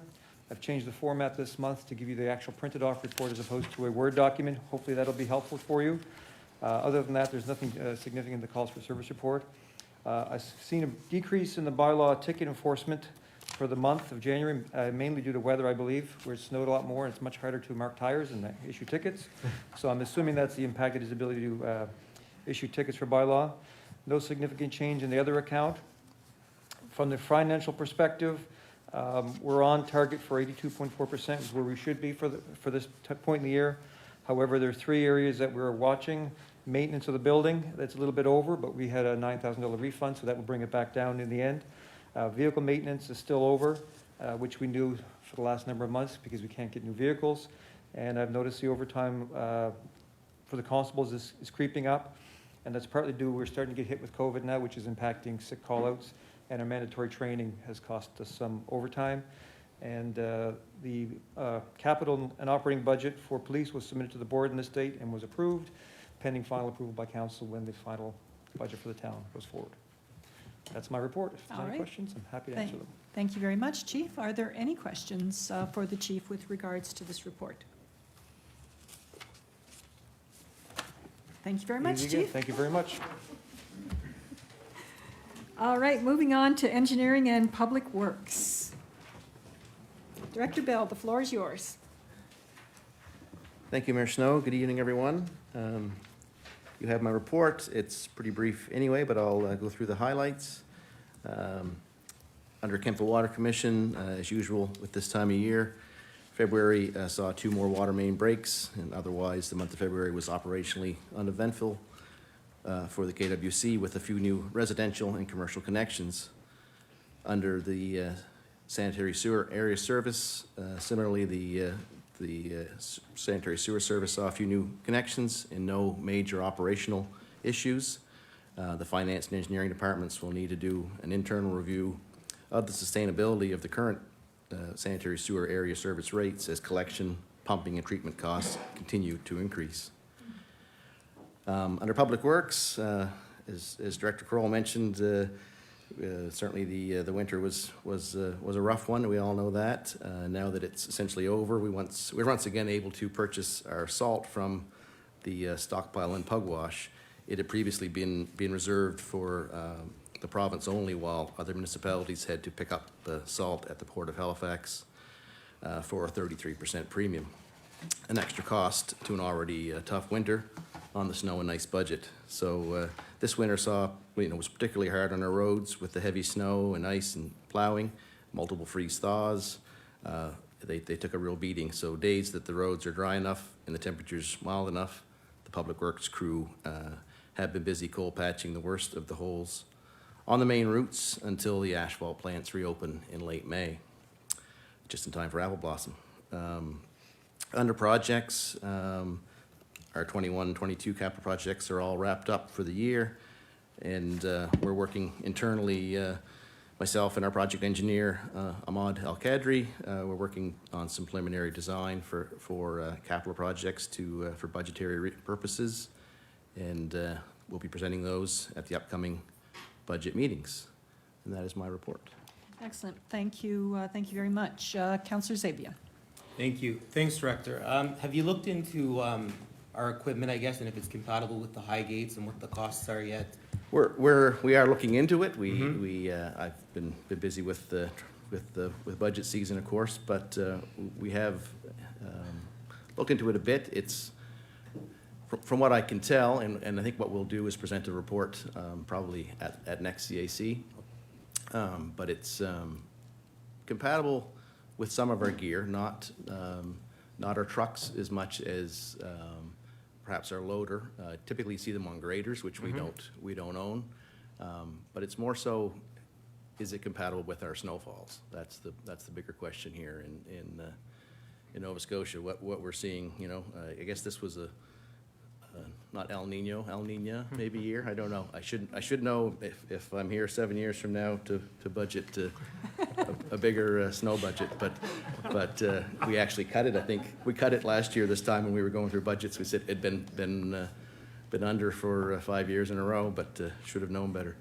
But the high gate, I see the benefits, but I'm not sure it's compatible with certainly the frequency of our driveways, and it would easily, in places double the snow removal time, and therefore the crew time and person hours and all that stuff. So I could see it adding 50% at least to the snow budget, but that'll be in a report. We'll have something before budget time, then we'll have something to look at. Around that same time, yeah, for sure. Perfect, thank Yep. you. Councillor Gerard. Thank you, Worship. Director Bell, should we be getting quotes now? I mean, is it more beneficial to start getting quotes for road repair and sidewalk maintenance and stuff like that? Well, I guess contractors are hungry for work instead of when they've loaded up their schedule and then we end up paying a premium and waiting till late summer? Certainly late winter, early spring is the right time to tender things, there's no question. You know, when we've picked some projects that we're gonna recommend to council at our budget meetings, and we've worked on some preliminary design for them, but we certainly haven't put them out certainly until they're approved. I think as long as things are tendered by the end of April, early May, then you're still catching that window. If we're tendering it in June, no, it's too late, certainly in the year. But it is a good question. I've always recommended that in my previous career to tender as early as possible to get the best interest from the most number of contractors and competitiveness for sure. So, thank you. Good question. Thank you. Deputy Mayor. Thank you, Worship. Director Bell, the part about the purchasing the salt from Pugwash, but then you're not able to. We are now the winter. Well, no, I know you are now that. But we weren't all winter, you're right. So why do they have a monopoly over that? That's probably more of a loaded question. Windsor Salt being Upper Canada company, they own the Pugwash mine, but there was a strike there late fall, early winter, and that interruption depleted, well, it affected production for enough weeks that their stockpiles were reduced. Even once the strike was resolved, they were behind schedule, so they felt they had enough there locally for the province, TIR, to get their salt for provincial highways, but all municipalities. So their backup plan, Windsor Salt, that is, knowing that there was a strike pending, they brought in 130,000 tons to the Port of Halifax from Quebec down the St. Lawrence Seaway. But it was wet and it was heavy salt stored outside, and they charged us that premium because of their cost to bring it in. So that's a lot, 33%. It was a big, Wow. we pay $60 a ton typically, and we're paying 80. So yeah, a third more. And you're paying by weight, so it was also wet salt. Yeah. But Absolutely. it wasn't as effective. It was harder to spread, Okay. and harder on gear, harder on the Yeah. smaller machines like the sidewalk machines. It came off very cakey. Yeah. And so yeah, we paid that much more plus less effective than normal. Okay. But yeah, once that was depleted, they opened the Pugwash Okay. stockpile back open to everyone in the province. But Okay. winter's essentially over. Great, thank you. Just another quick one about the project engineer, Ahmad. Yes. Did So you meet him? Yeah. I have met him, Yes. yes. Lovely, Yeah, lovely. he is so. So will he be staying with us, maybe? It was a term project. We hired him for the 3 winter months, January, February, March, but he certainly has seemed to have proven his worth and had some great ideas. He's kind of leading the AT project, Green Grant, and had some great ideas, so we certainly want to extend his term for, at least 3 more, so Good. that's the plan Excellent. at this point. Okay. It's a big project, it's gonna take several years. Sure, yeah. Can't promise him that, but Yeah. he's eager to Yeah. gain that experience and Right. is enjoying his Plus time. Donald Hills, the connector, too. Plus that, too. He was working Yeah. on that, yeah. Okay, great, thank you. You're welcome. Counselor York. I've noticed now you said twice it's the end of winter. I'd like to formally request that you not would as you leave the podium, please. Thank you. Not say that it's over? You did it twice. It's over. All right, Director Bell, with that blessing, I think We're good? yeah, you're released from the podium. Thanks, everyone. Thank you. And CAO, it's up to you to bring up the end of the reports. Okay, thank you very much. So my usual report, a couple of things I just want to point to. First of all, we've had some conversations with a procurement group called Canoe, which is a nonprofit organization who helps municipalities. It kind of opens up your ability to procure from any provincial standing offer, so not just Nova Scotia's.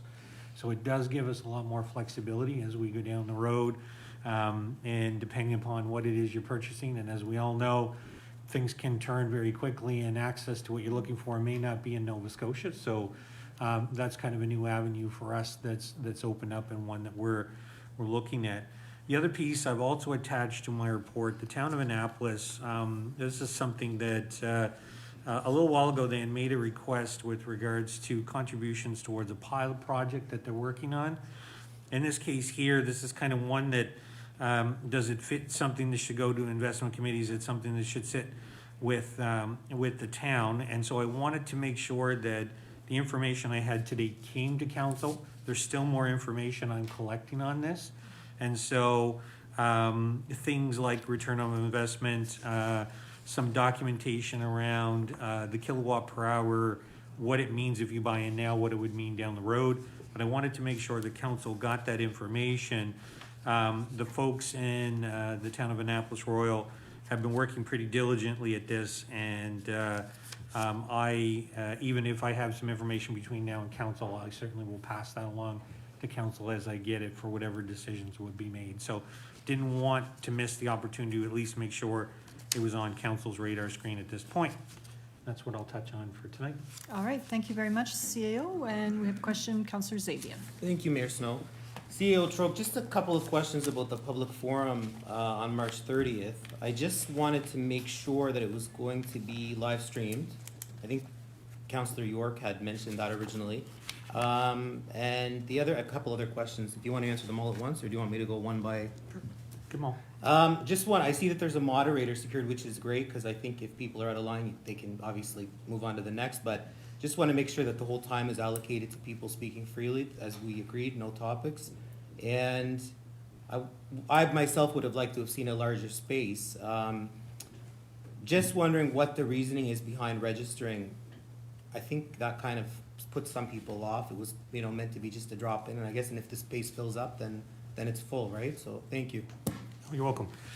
So first of all, this is not a council meeting, so my understanding of this is that council was looking to get feedback. It's not council is going to be interacting on this. So at this moment in time, we actually weren't anticipating live streaming it. Yes, we have a moderator secured, and the intention is that people would come up and speak freely to council. Registration was obviously looking at an opportunity more so for Kentville citizens to make sure that they get in and get to do this. Obviously, we don't know the interest, and folks could come from all over Kings, but the intent would be that we would have folks here from town, make sure that they have access and have the ability to come in. And with regards to topics, the only piece that we were looking at the beginning of this was council had in a previous opportunity provided kind of the top things that were on their list. So we were hoping to just take a few minutes at the beginning of the session to just kind of give a recap, because all of council had come up with a bunch of stuff that we thought we could kind of go through very quickly in just a couple of minutes. So folks who might not have seen that previously would know what council was already kind of considering going forward. Right. I just, my understanding was it was going to be to let people talk, not to kind of glaze over. And the other thing was, what could we do to have it live stream then? Because we still have a couple of weeks. How could we make that happen? Because if it's in a smaller place, I don't know how many people that the ballroom holds, but say 100. That's not a lot of. Is it about 100? Yeah. And I've been to ones at the fire hall over the years, and they usually fill up. I mean, it's much grander space. So for those that can attend, how can we make them at least be able to watch it from home? I mean, we have the technology, so it shouldn't be that. Sure, and so, Councillor, I mean, it's the will of council what we Right. want to do. Okay. In this case, as I understood it, council was looking to receive feedback. It wasn't so much about Right. folks participating were going to need to be there. Mm-hmm. And so really it was about securing the forum that on the date that worked for folks. And so if council wishes to go down a different road with it, I would just need that directive. Okay. I'm not gonna, obviously not the time to make a motion, but I'd like to see it live streamed.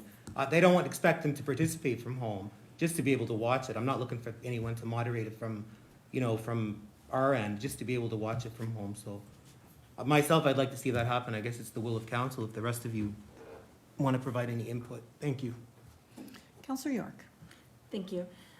So I would like to see it live streamed as well, understanding though that the moderator would be in the room and with the people present. It does give opportunity for people to participate perhaps passively, but still participate. And it does allow for us to review the information that is received in a little bit of a direct and kind of immediate way.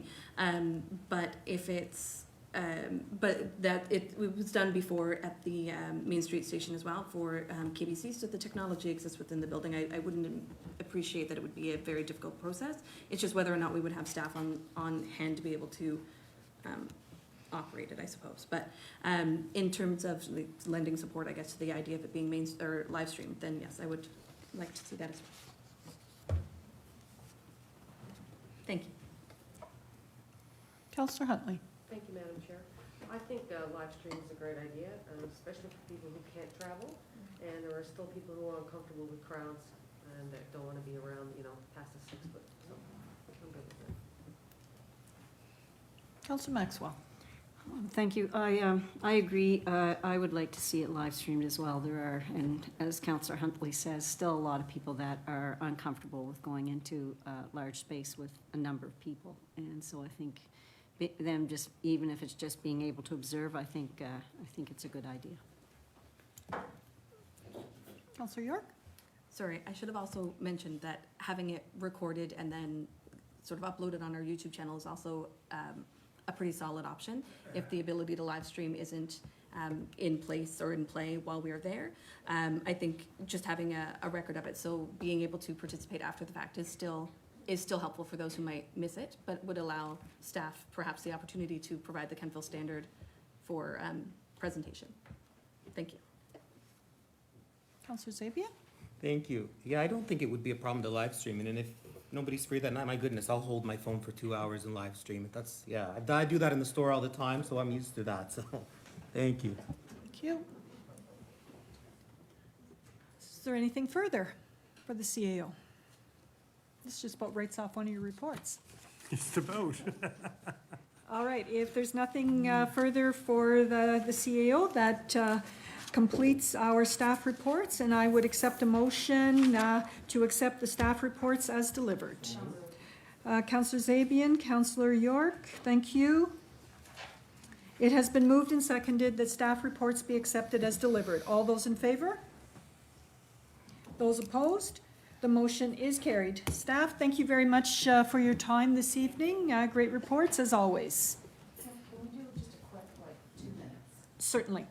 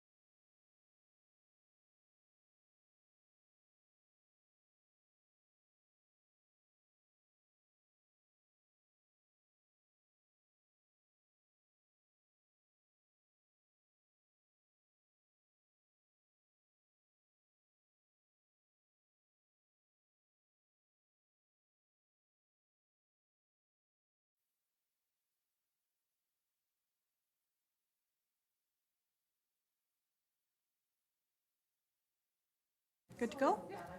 All right, we're back from our biological break. So moving on to our unfinished business. The first matter in unfinished business is the policy statement G70 meeting policy.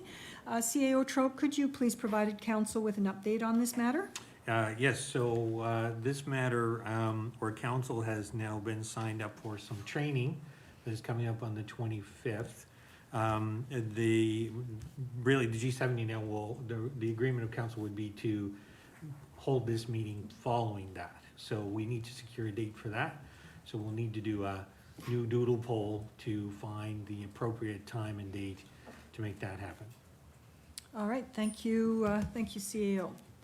The next item on our unfinished business is the council workshops and meeting update. So we had a number of dates that were there between the 15th and the 17th, and we could not get consensus. So another round will have to go out on that. And so Jennifer will be sending that out shortly so we can see if we can secure a date to be doing some of those various pieces.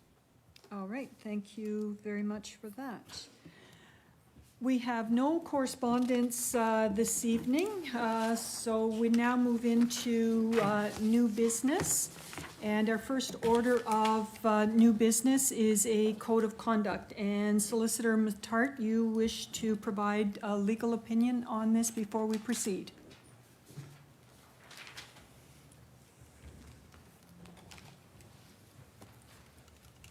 Yeah, Your Worship, I simply wanted to make some comments about process for this, for moving this forward so that council can consider my comments in making its decisions. I count 8, I believe, allegations in this breach report, 3 of which are perhaps similar and could be dealt with together. But the first one revolves around perpetuating a false narrative, which I understand to be a reference to a human resource issue that the town of Kentville has had. That, as everyone here knows, is strictly confidential. And from my perspective, no discussion on that issue can happen in an open session, and confidentiality must be maintained. The next 3 items have to do with coercing council decisions, seeking dismissal of members from employment, and a comment around nuisance lawsuits. The second of those, regarding members' employment, certainly appears on the surface to be confidential in nature, personal in nature, and the first and the third are very broad comments that I would suggest require investigation. The nuisance one might be merely opinion, but it could be something more. The allegation there was a failure to meet any and all contractual milestones on the Robinson property sale, I would suggest that that requires investigation. The other items are things that perhaps council can judge. The sanctity of chamber issue may or may not be something that requires investigation, but I would suggest that those first 5 items that I mentioned, due to the confidentiality of 2 of them and the requirement for an investigation of the other 3, result in this being very different than the matters that are currently before council to be dealt with in April. As we made clear at the council meeting, that meeting is not going to be an inquisition. That meeting involves matters that are easily addressed, and for the most part, every member here has been privy to. Indeed, the public has been privy to in most situations. So this one being very different is something that really should be sent to someone for investigation. And the matters at hand here are, I would suggest, likely too broad to fit within any interpretation that you might give to your existing policy, which would involve sending it to the deputy mayor, for example. the CAO or solicitor. And I would certainly recommend that council consider who, if anyone, you have to send this to, and whether or not you need to hire a third party to actually investigate these allegations, if indeed you want to move it forward, and have a report come back to council and then deal with it in that manner. So those are my comments. I'll just hang out by the mic in case anybody has any questions. Okay, so Solicitor, your recommendation to us at this moment in time is to look only at process and not at this code, to discuss anything of this code of conduct due to confidentiality and the fact that there is a requirement for some investigation. Yes. So we are only looking at process. That, and I, from my perspective, CAC would only be looking at process in any event. Okay. These matters are either ones that you're referring to somebody for investigation, or it's going to council. I suppose that CAC could come up with some other process where CAC was otherwise involved, but my recommendation is that due to the confidential nature of at least two of the items and the requirement, in my opinion, for investigation of what's behind the others, that the council isn't in a position to conduct that, and you need a third party to do so and report back to council. Thank you, Solicitor. So prior to opening the floor to our members of council, I will caution you that we will only entertain commentary on process. Anything other is not germane to the conversation, and you will be called out of order. Thank you. Councillor Zabian. Thank you, Mayor Snow. I don't want to get into the breaches, but just because they pertain to you, shouldn't you step down for a moment and... We're talking about process. I know, but they involve you though, too, at the same We're time. talking about process. No, I understand that, but Councillor Zabian, we're talking about process. But they're also directed at you solely, though. They're not directed at anybody else in the room, though, Mayor Snow. I don't think anyone could fairly chair. I couldn't, if it was about myself, I wouldn't be able to fairly chair this part of the meeting. Councillor They're all Zabian. directed at you, though, 100% of them. I don't think that's fair for you to sit up there and decide who's going to talk and who's not. That's... You stepped away last time when the last allegations were brought against you a couple of weeks ago. I think that's a fair question. It is a fair question, and I am expressing to you that we are talking purely about process. The request to speak comes up on a display here, and it comes up in order of someone pressing a button. We are dealing with parliamentary procedure. Each person will have their opportunity to speak. Once everyone has spoken, then personnel, councillors will have the opportunity to speak again if they so desire. We're just talking about process. There is nothing that constitutes a conflict for me talking about process. Well, then, since we're talking about the process, I have to heed the advice of the solicitor. I think we need a third party to come in and investigate these. Are you making a motion? Yes, I'd like to make a motion that the third party come in and investigate them. Okay.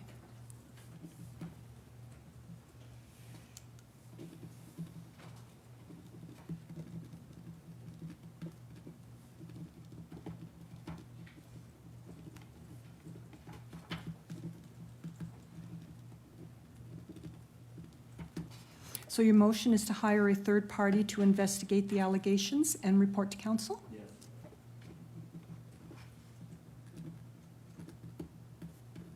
And you have moved that? Yes. So moved. And Councillor York has seconded.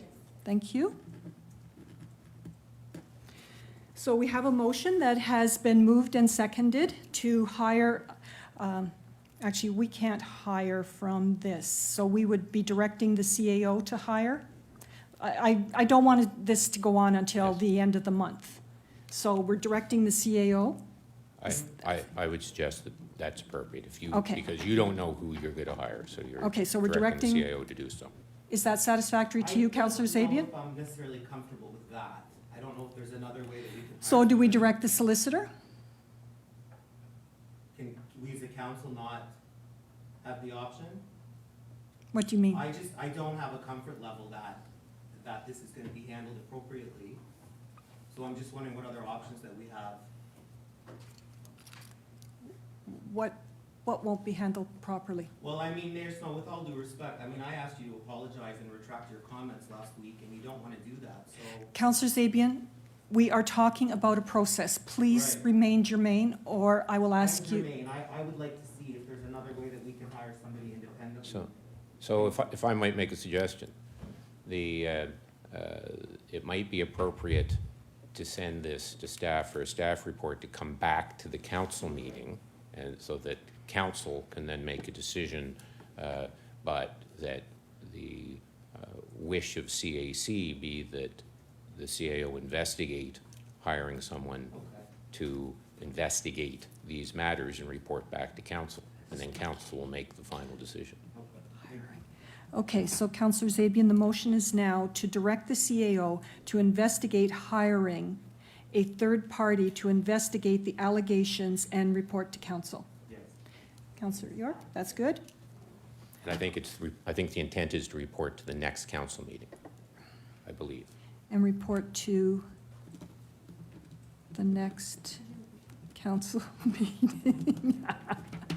Okay, so the motion is to direct the CAO to investigate hiring a third party to investigate the allegations and report to council at the next council meeting, March 28th.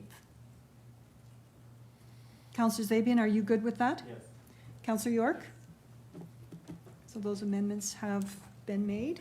So it has been moved and seconded that CAC direct the CAO to investigate hiring a third party to investigate the allegations and report to the next council meeting, report to council at the next council meeting on March 28th.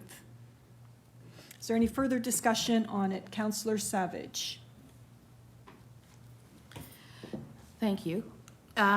So I know that in some other municipalities, they have, and I think typically they're lawyers, but they're referred to as integrity commissioners. And maybe that's the route that we'll go with this. But I'm almost wondering if, and I don't know that we could do it, but where there are 4 other breaches, if all of the breaches collectively couldn't be done by this integrity commissioner. I'll use the word integrity commissioner for lack of a better word. I think that that it would be very difficult doing even the other 4 as a collective unit without some outside person involved in it. But that said, we're just talking about this particular allegation, or breach, excuse me, so. But I think it's something to think about, I really do. So, Your Worship, if I might, Sir? on that, I just want to reiterate the council has made a decision on that, and council has my opinions on that. Deputy Mayor may recall the discussions between myself and Councillor Maxwell.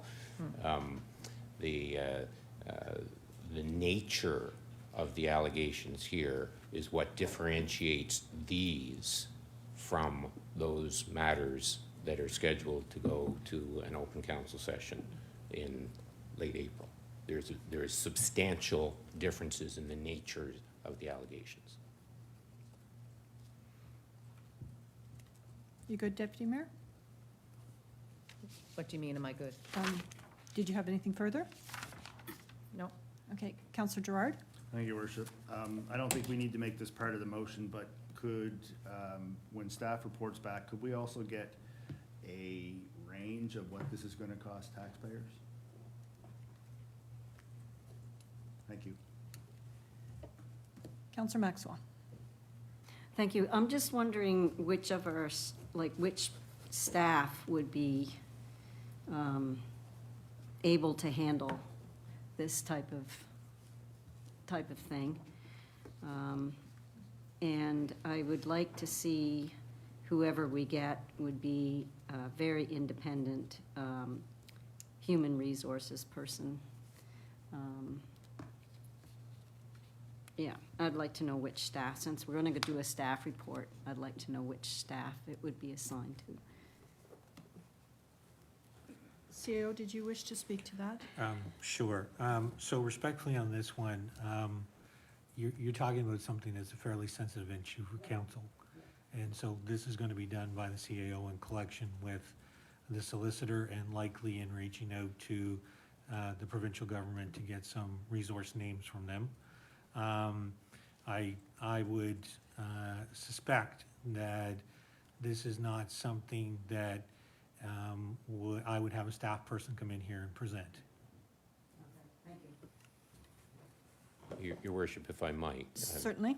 The CAO and I will discuss this, but I think the deputy mayor is right. I think you should anticipate that whoever it is probably has LLB or JD after their name, and that they will likely be a human resources lawyer, hopefully with municipal government experience, who will be addressing this. All right, thank you, Solicitor. Is there any further discussion on this matter? All right, we have a motion to direct the CAO to investigate hiring a third party to investigate the allegations and report to council at the next council meeting of March 28th.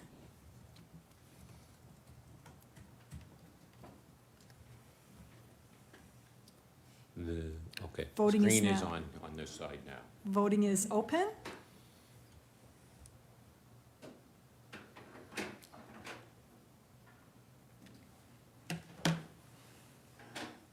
Voting is now closed, and the motion is carried. Thank you.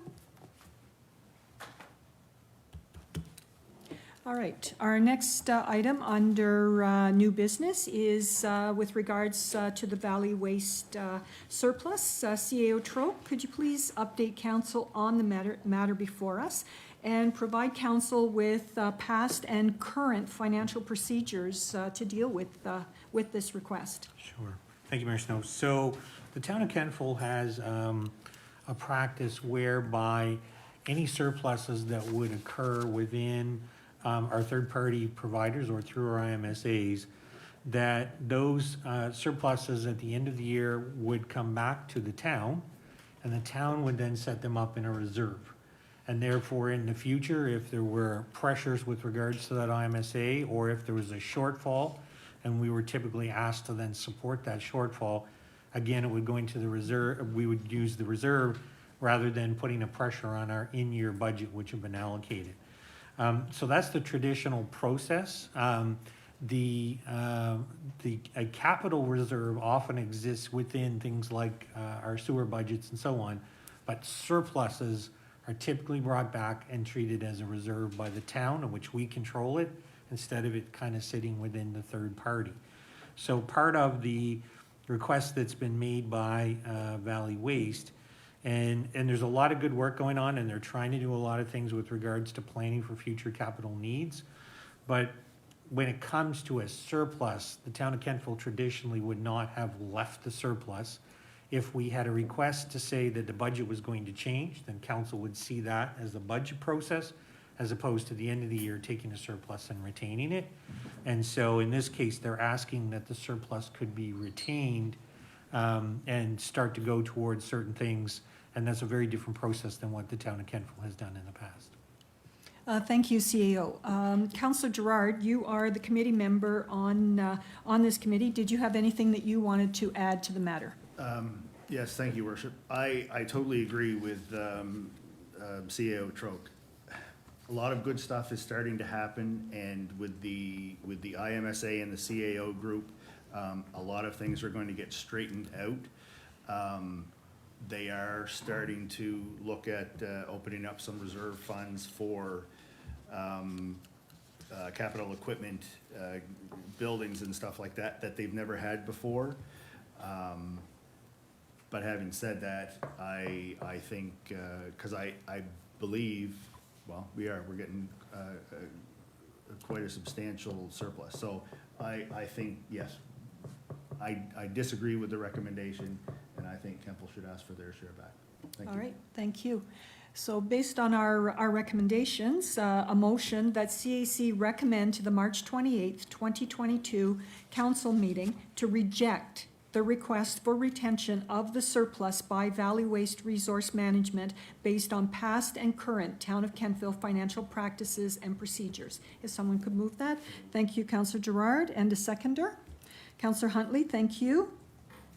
It has been moved and seconded that CAC recommend to the March 28th, 2022 council meeting to reject the request for retention of the surplus by Valley Waste Resource Management based on past and current Town of Kentville financial practices and procedures.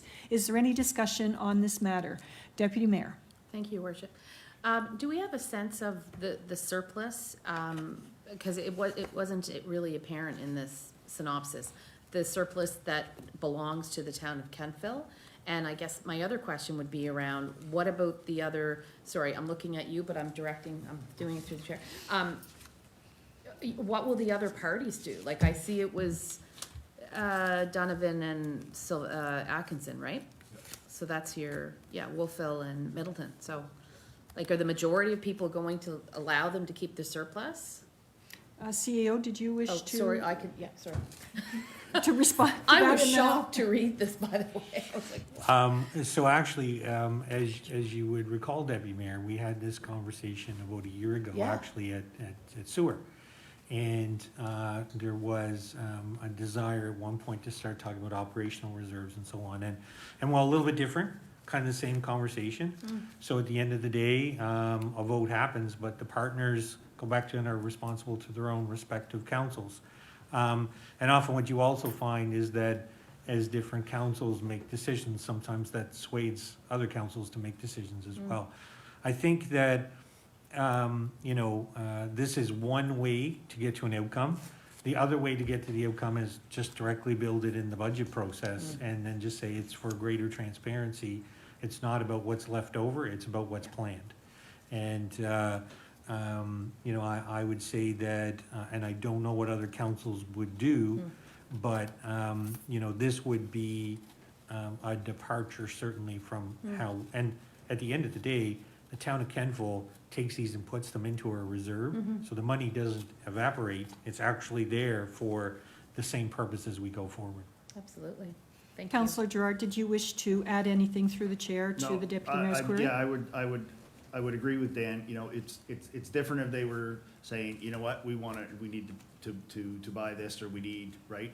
We've got a purpose for the money, but just to say we've got a surplus. So on top of what Dan said, my assumption is, and you can correct me if I'm wrong, if everyone but us voted for it, then we would get our portion, which is about 10.95%. Yep. And everybody else would let theirs remain as a surplus at Valley Waste. Thank you. Does that answer your query, Deputy Mayor? Yes, thank you, Your Worship. Excellent. All right, is there anything further on this matter? Are you ready for the question? The question is on adoption of the motion for CAC to recommend to the March 28, 2022 council meeting to reject the request for retention of the surplus by Valley Waste Resource Management based on past and current Town of Kentville financial practices and procedures.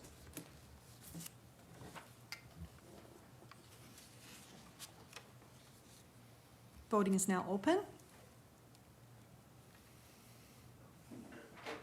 Voting is now closed. And the motion is carried. Thank you.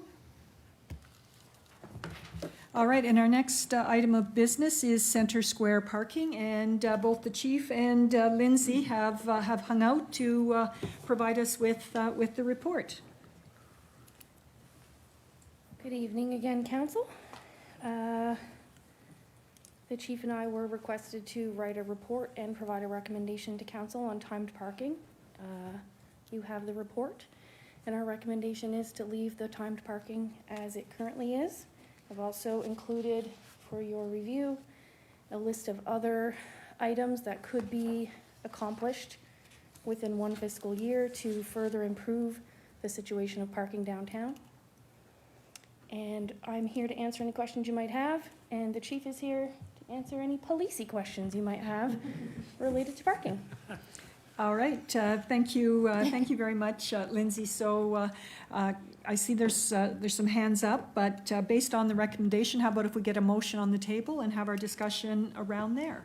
That CAC direct the CAO to continue supporting the ongoing planned improvements. Thank you. Thank you.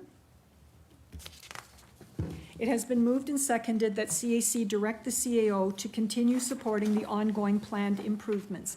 And Councillor York. Thank you. So I agree that the problem is more likely a perceived problem, but the plan itself seems to mitigate that quite nicely, and the more information that people have, the better that will go. I do have a question around accessible parking as it relates to our accessibility planning. Do we have any all-day accessible parking spaces in the town of Kentville? And if not, is there in part of the parking plan, and perhaps that's more of a Director Bell and policing issue, are we going to be including that in the accessibility planning? I think it's a 5-person question. I think our accessibility committee members Sorry. may have something to Right. say. I think police will, I will, or KBC will want to get in on that. I think we absolutely want to improve the accessibility of parking in general. You've seen some of the new style accessibility spaces that we're putting into lots, which is a double wide side-by-side space, which is a lot more conducive to successful mobility for folks who are getting out the side door and not out the back. So we look to our accessibility plan and our accessibility committee members to make those recommendations.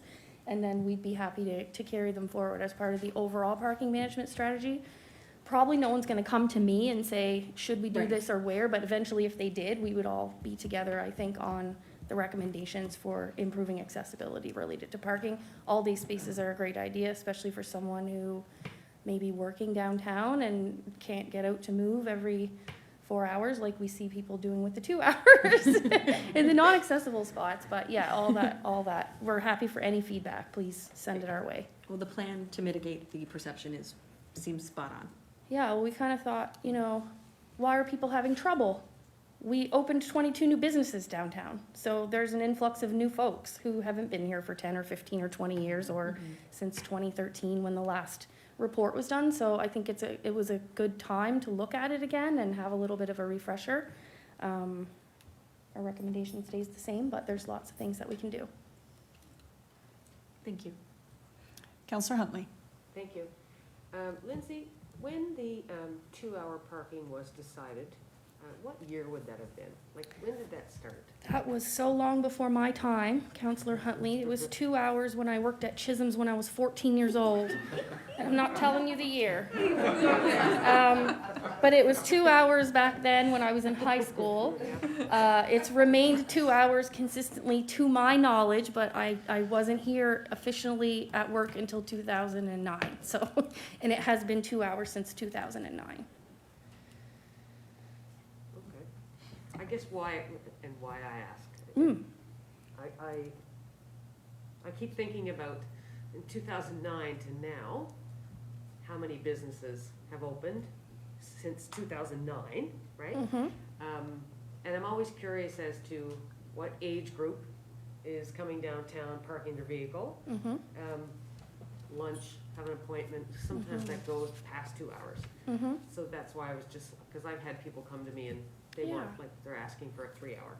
Yes, So and we do get those requests from different folks over the years. They will come.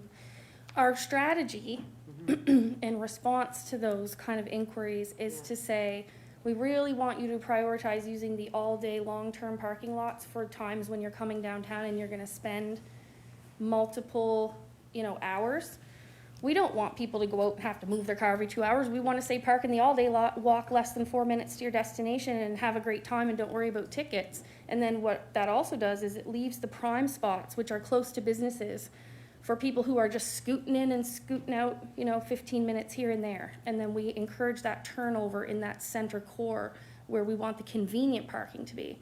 if you're coming to meet with your lawyer and he's super long-winded or something, you could, park in an all-day lot. He's not even smiling. I can't even get one. That's because I pay my client's tickets. Listen, everybody has a parking story. They definitely do.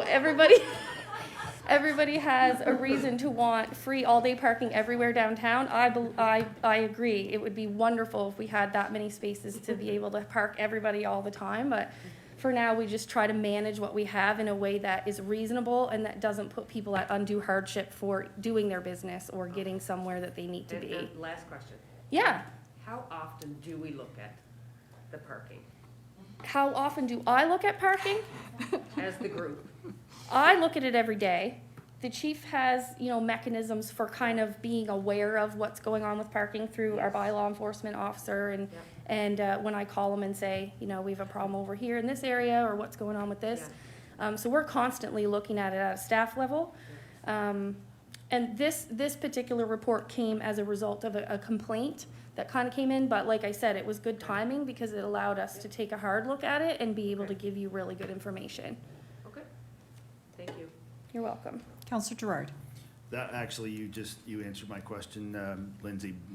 My question was, did we get complaints or, because I know in the past, a lot of the problems were based on business owners, employees, right? Taking up the prime spots and staying there all day. So we did receive some complaints. We did, I think it's very limited complaint from recently, yeah. Okay, thank you. Deputy Mayor. Thank you, Worship. I just wanted to make a comment around the signage, the better parking signage, like free parking this way. I think that's a really, really great idea. And when you talk about, including more information on step counts and calorie counts, yeah. When we talked about that the other day, I like that idea because when you think about, the money that we're putting into this AT plan, it just marries well with it. I mean, that's the idea of that whole plan is to get people, if you have to walk 4 minutes from your parking space or less cars downtown, right? Yeah, and making it more fun. You know, we talked about, pairing your Fitbit app with, logging your distances walked to and from your car to work every day when we're talking about employees. And you're right, if the AT plan, if all the recommendations in the AT plan were just done tomorrow, parking wouldn't be a problem at all because everybody would be, using our pathways and our new accessible sidewalks to and from places, and it would be exciting to actively transport yourself from your vehicle to your law appointment or your hair salon, outfit, and all of the stuff that takes up a little more time than just your 15-minute run into Finney's or Chisholm's or wherever for your coffee, those types of things. The other thing that was I wanted to put it in here, but we were running out of room. The chief was super long-winded. He's never going to do anything with me again. Was just that, something that we never, ever could have accomplished in 2013 that we accomplished as a group here was we took out 12 spaces in Center Square to make a public plaza, and it was fine. There are people who would tell you that parking is a problem, and everybody has their own kind of level of hardship around that.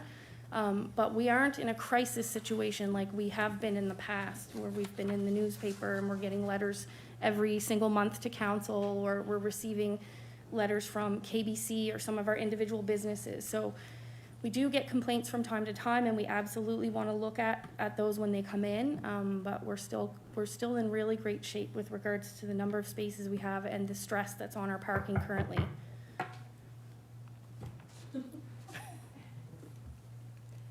All right, is there any further discussion on this matter? Are you ready for the question? The question is on adoption of the motion for CAC to direct the CAO to continue supporting the ongoing planned improvements.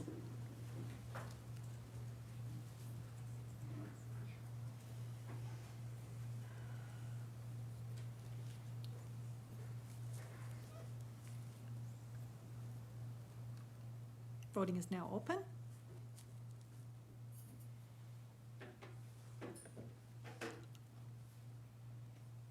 Voting is now closed.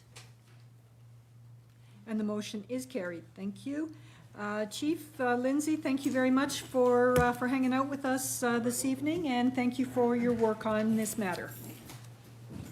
Thanks, folks. All right, moving on to our next item is a request for extension, a development covenant, and CAO Trope, could you take us through the recommendation on this one, please? Yes, Mayor Snow. Thank you. So East Coast Local had purchased a lot in our business park in March of 2021. I think the briefing note actually had 22, so that's a typo. And with a 24-month development covenant, so that'd be Schedule Z attached with documentation. And the intent was them to build a 2-story steel building on a concrete slab, paved driveway, and parking area. So they started their business and then reached out to Director Gentleman in February looking for an extension of 1 year on that timeline. So if it was purchased in March of 21, the building would have had to have been completed in March of 23. And the request here is that they would like to extend that to March of 2024. As their business is up and running, they feel now they're in a position in which they can be moving ahead with procuring the resources they need to go ahead with the movement of the building. So that's the request they've made, and it is the recommendation that certainly from a staff perspective, we would support that request. Thank you, CAO, for that recommendation, and our motion would be that CAC recommend to the March 28, 2022 council meeting for approval of the extension to the development covenant by East Coast Local, Inc. on Lot 2F on Chipman Road in the Kentville Business Park to February 21st, 2024. Someone could move that, please? Deputy Mayor, thank you. And seconder, Councillor Gerard, thank you. It has been moved and seconded that CAC recommend to the March 28, 2022 council meeting for approval of the extension to the development covenant by East Coast Local, Inc. on Lot 2F on Chipman Road in the Kentville Business Park to February 21st, 2024.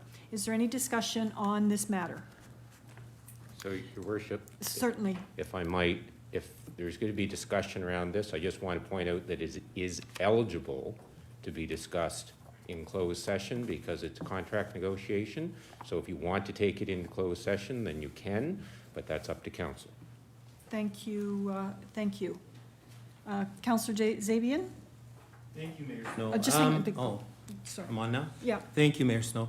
I don't like to discourage development. I mean, we did have a pandemic here. Some people may disagree with me, but it did hit Kentville over the last 2 years. So a year is not really a long time when someone's planning a project, and I don't have the particulars on this. I don't think it's a huge building. Am I correct, CAO Troke? Correct. So it's a smaller project, and they still need a year extra. So I would feel very bad to turn developers away. I think that's when you lose people and they lose interest in Kentville, and we definitely don't want to turn people away. So, a year, like I said, things happen, and definitely the pandemic has affected every industry. Thank you.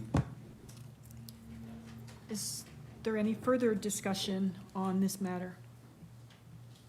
Are you ready for the question? The question is on adoption of the motion for CAC to recommend to the March 28th, 2022 council meeting for approval of the extension to the development covenant by East Coast Local, Inc. on Lot 2F on Chipman Road in the Kentville Business Park to February 21st, 2024.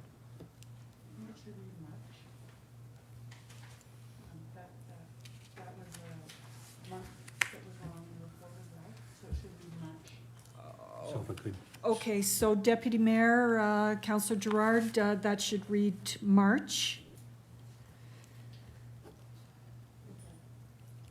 March 21st? Oh, yeah. As opposed to February 21st?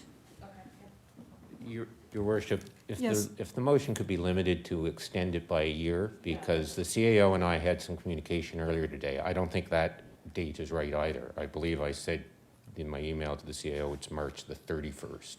Okay. But if you simply limit it by extending it by a year, then it doesn't matter what the date is.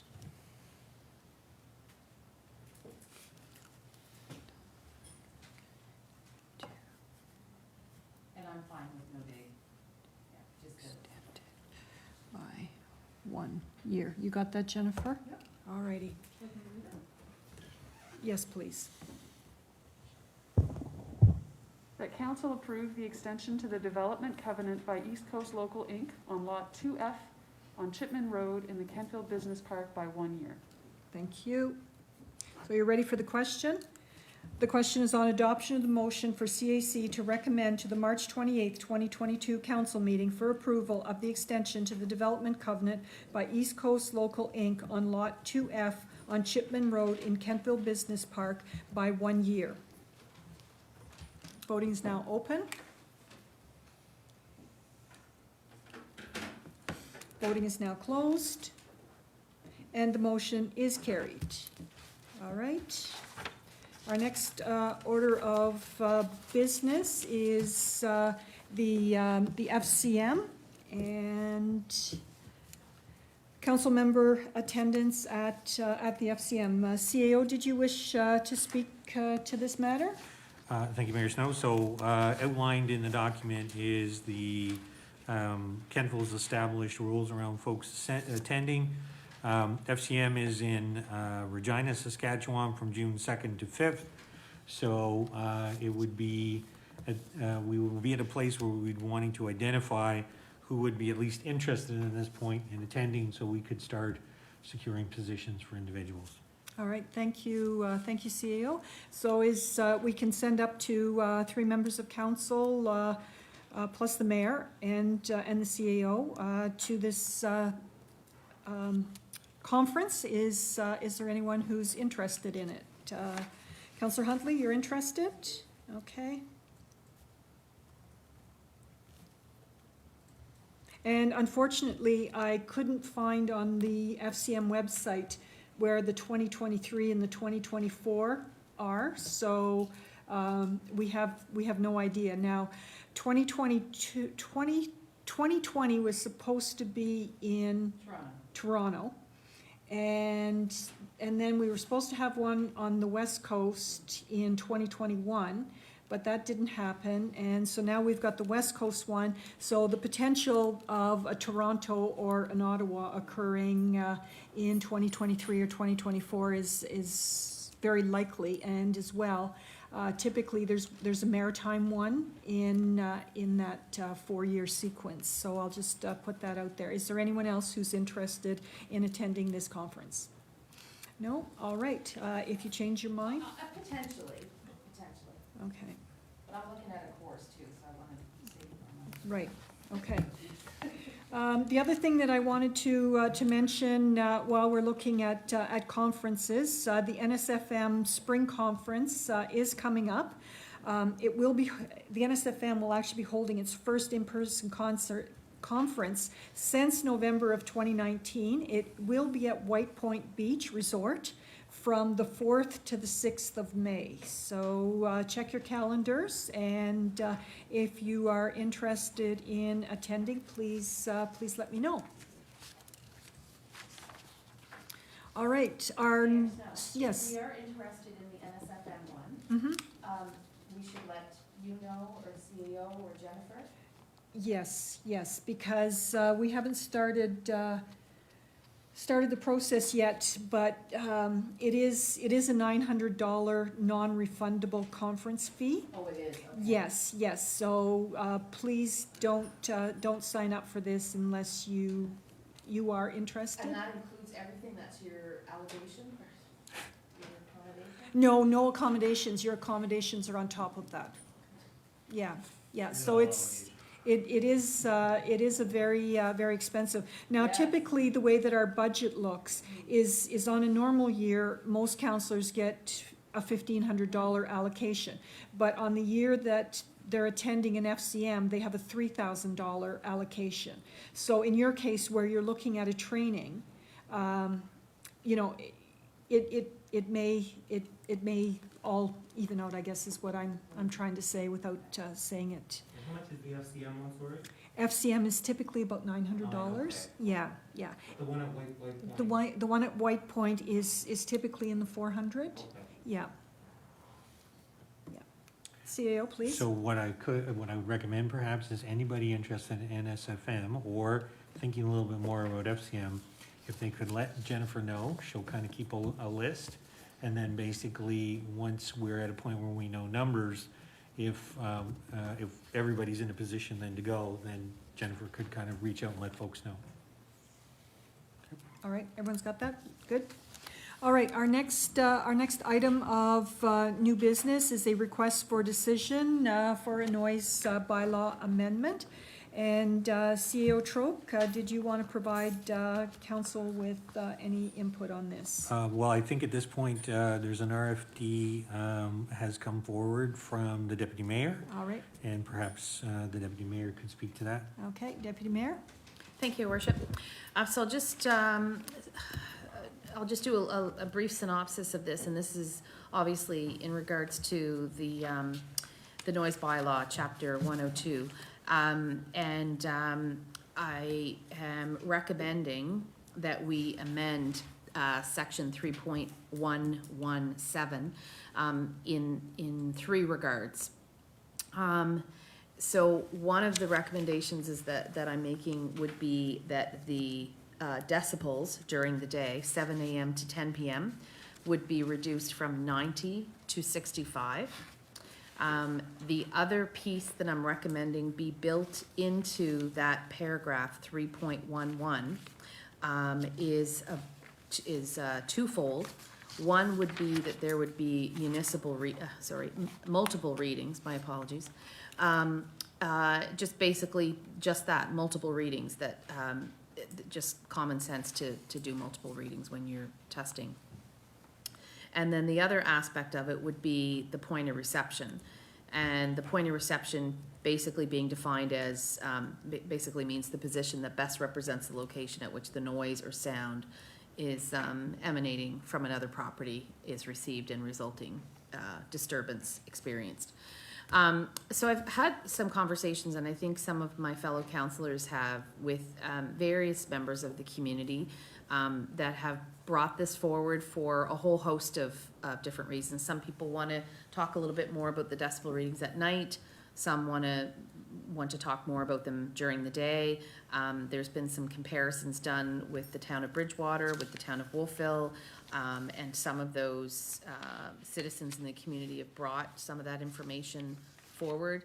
I know there's some council members that have done their own research and looked at what's acceptable and what they'd like to see come forward. So I don't know that there's too much more to my RFD. Yeah, so I'm making a recommendation that the amendments go to first and second reading, but I wasn't sure of process, if it first would have to go back to staff. I didn't think that it did, but I wasn't certain. Thank you. So I have a question. Your request, amend section 3.1.1 from 7 a.m. to 10 p.m., that's correct? So during the day? Correct. Mm-hmm. So 65 dBs Mm-hmm. is normal conversation or laughter. A vacuum cleaner is 70 dBs. A dishwasher is 75 dBs. So we're not going to be allowed to talk or laugh in the town of Kentville based on this amendment? Are you asking me that? Yeah, so it is daytime, 7 a.m. to 10 p.m., right? Yeah, it Okay. is 7 a.m. to 10 p.m. So that's why part of this, when I'm looking at the 65 decibels, looking at the point of contact and also looking at, where people are seeing it and the multiple readings being done. Because obviously, if it's 65 during the day and you've got somebody next door, right, it's not gonna marry up. So I know what you're saying. I know we had a lot of discussion around this the last time, and yeah, Okay. We'll go with a motion that CAC direct the CAO to review the request for amendment to the bylaw and research similar bylaws and return the recommendation to council. Does that Does that fulfill what you're asking for? Can you say that again? Sorry, can you repeat that again? So that CAC direct the CAO to review the request for amendment to the bylaw, research similar bylaws, and return a recommendation to council. Yeah, that would be fine. So would you move that? I will move that. Okay, Happy to. Deputy Mayor, thank you. Is Councillor Zabian for the second? So it has been moved and seconded that CAC direct the CAO to review the request for amendment to the bylaw, research similar bylaws, and return a recommendation to council. And open for discussion, Councillor Maxwell.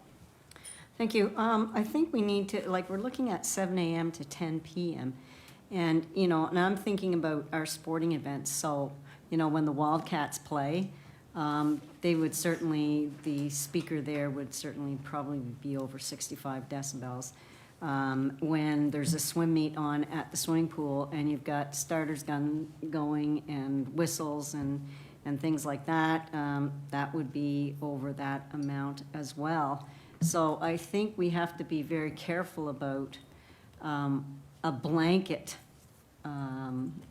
noise bylaw that, you know, we just stick at 65 or 70 or whatever we stick at and say that's blanket, you know, anywhere in the town, because, you know, that's probably going to cut out an awful lot of activities that go on. Canada Cup, you know, yelling and cheering people on and things like that. So, thank you.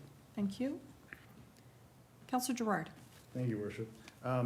Through the chair to Deputy Mayor Savage, when we initially did this policy change or made this motion, we went off of other municipalities that we had researched. In writing out the RFD, did you find any other municipalities that use this as Bridgewater and Wolfville.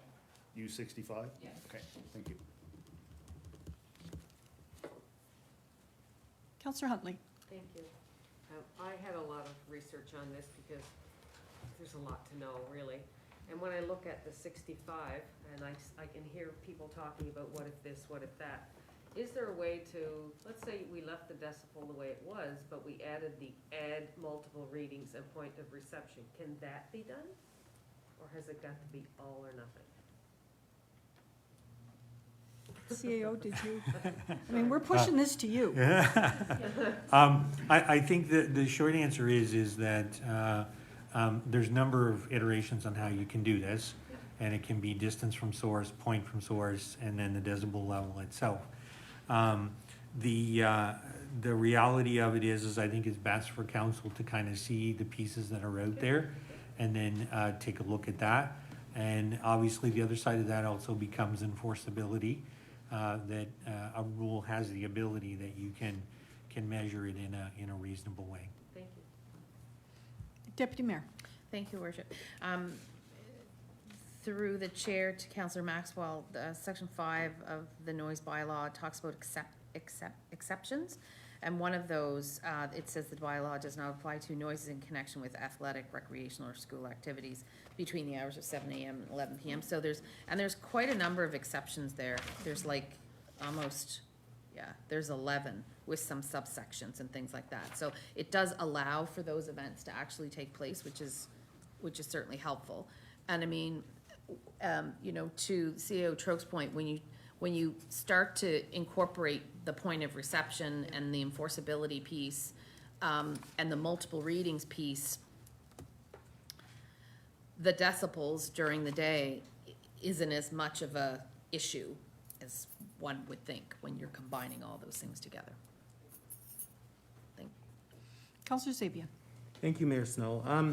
I guess I'd like to direct this to CEO Troke. When you come back with information, could we maybe find out if this has ever been a problem? How many phone calls have been? I think this bylaw is, what, a year and a half old?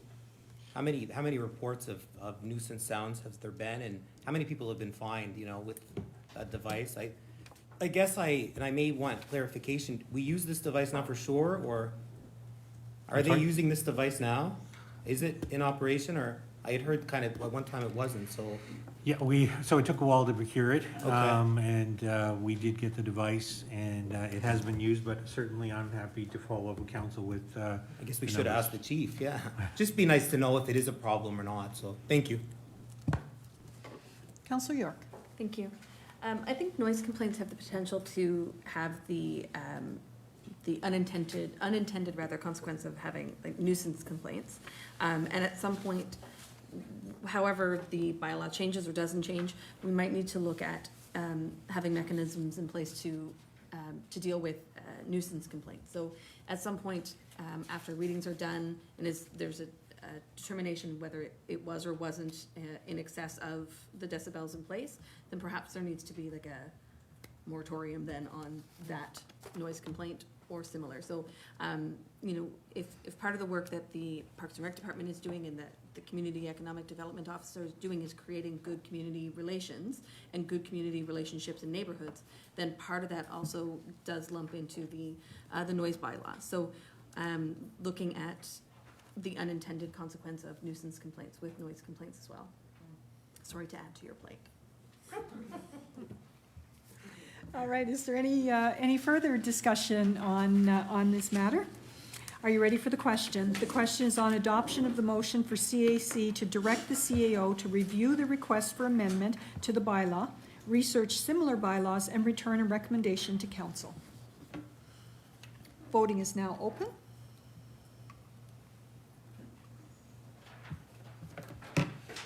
Voting is now closed, and the motion is carried. Thank you.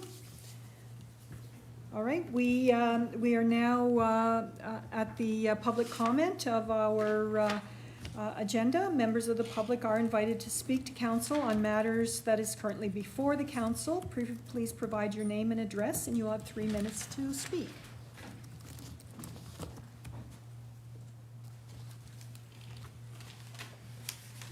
Hi, my name is Marcia McNeil. I live in Kentville. I have for 30 years. I just listened to you guys talk about this East Coast local having a extension on their development. And it was just like 2 minutes, bam, done, over, everything's a go, he's good to go. And yet when Andrew asked for an extension on his building, he was totally shut down, in my opinion, discriminated against, and nobody says anything. It took you guys 1 minute, not even a minute, to go, okay, East Coast lifestyle, yeah, no problem. Andrew not only had COVID to deal with, he had a larger building to deal with, residential and commercial, which would be complicated versus just a regular building that this East Coast is going to build. And also, he had the death of his father, which I don't think the East Coast people probably have had to deal with. I'm just wondering how in good faith that you guys could sit here and discriminate against a different builder. You know, nobody's saying anything, everyone's hush-hush, whatever. And it's just like I said when I was here before, the company of Zabians have been in business for 50 years. In good faith, they're a great company, good business people. And why are you not agreeing with them? Back in November, Mayor Snow and the deputy mayor had voted yes to go ahead. And then last month, when Ms. Maxwell brought it back up, all of a sudden, it didn't, you guys changed your mind. Like, you can't go, you know, with the wind, yes one day, no the next. You either got to get on board this or not. I mean, what's going on? Like, from a, you know, taxpayer's point of view, I just think that, you know, it's total ridiculous. You know, how much have you spent from when you said no till this is mid-March? How much have you spent on legal fees? Can anyone answer the question? Anyone? 100,000, 50,000? Does anybody know? Does anyone have a clue? Anybody? You know, why not let it go? Let him build his building. We need commercial. We need residential.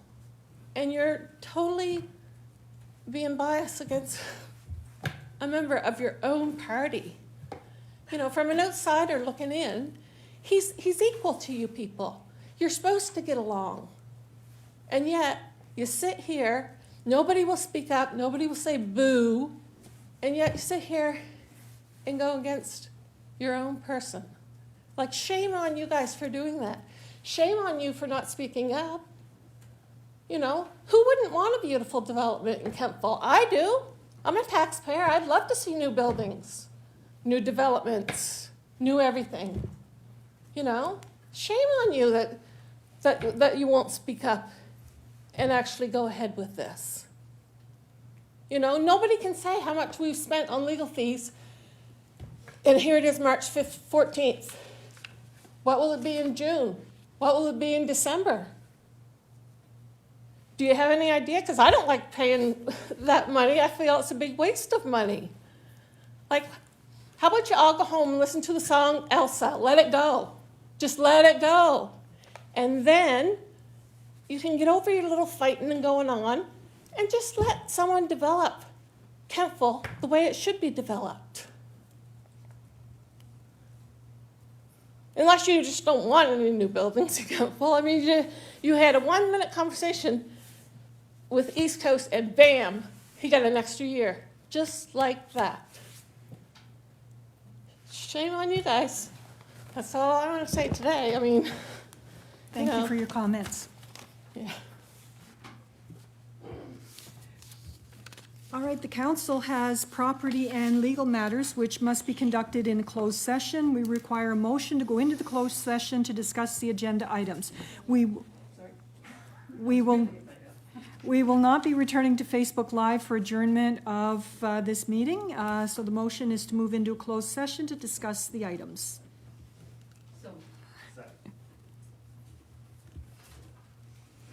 It has been moved and seconded that council move into the closed session. The question is on adoption of the motion to move into a closed session. All those in favor?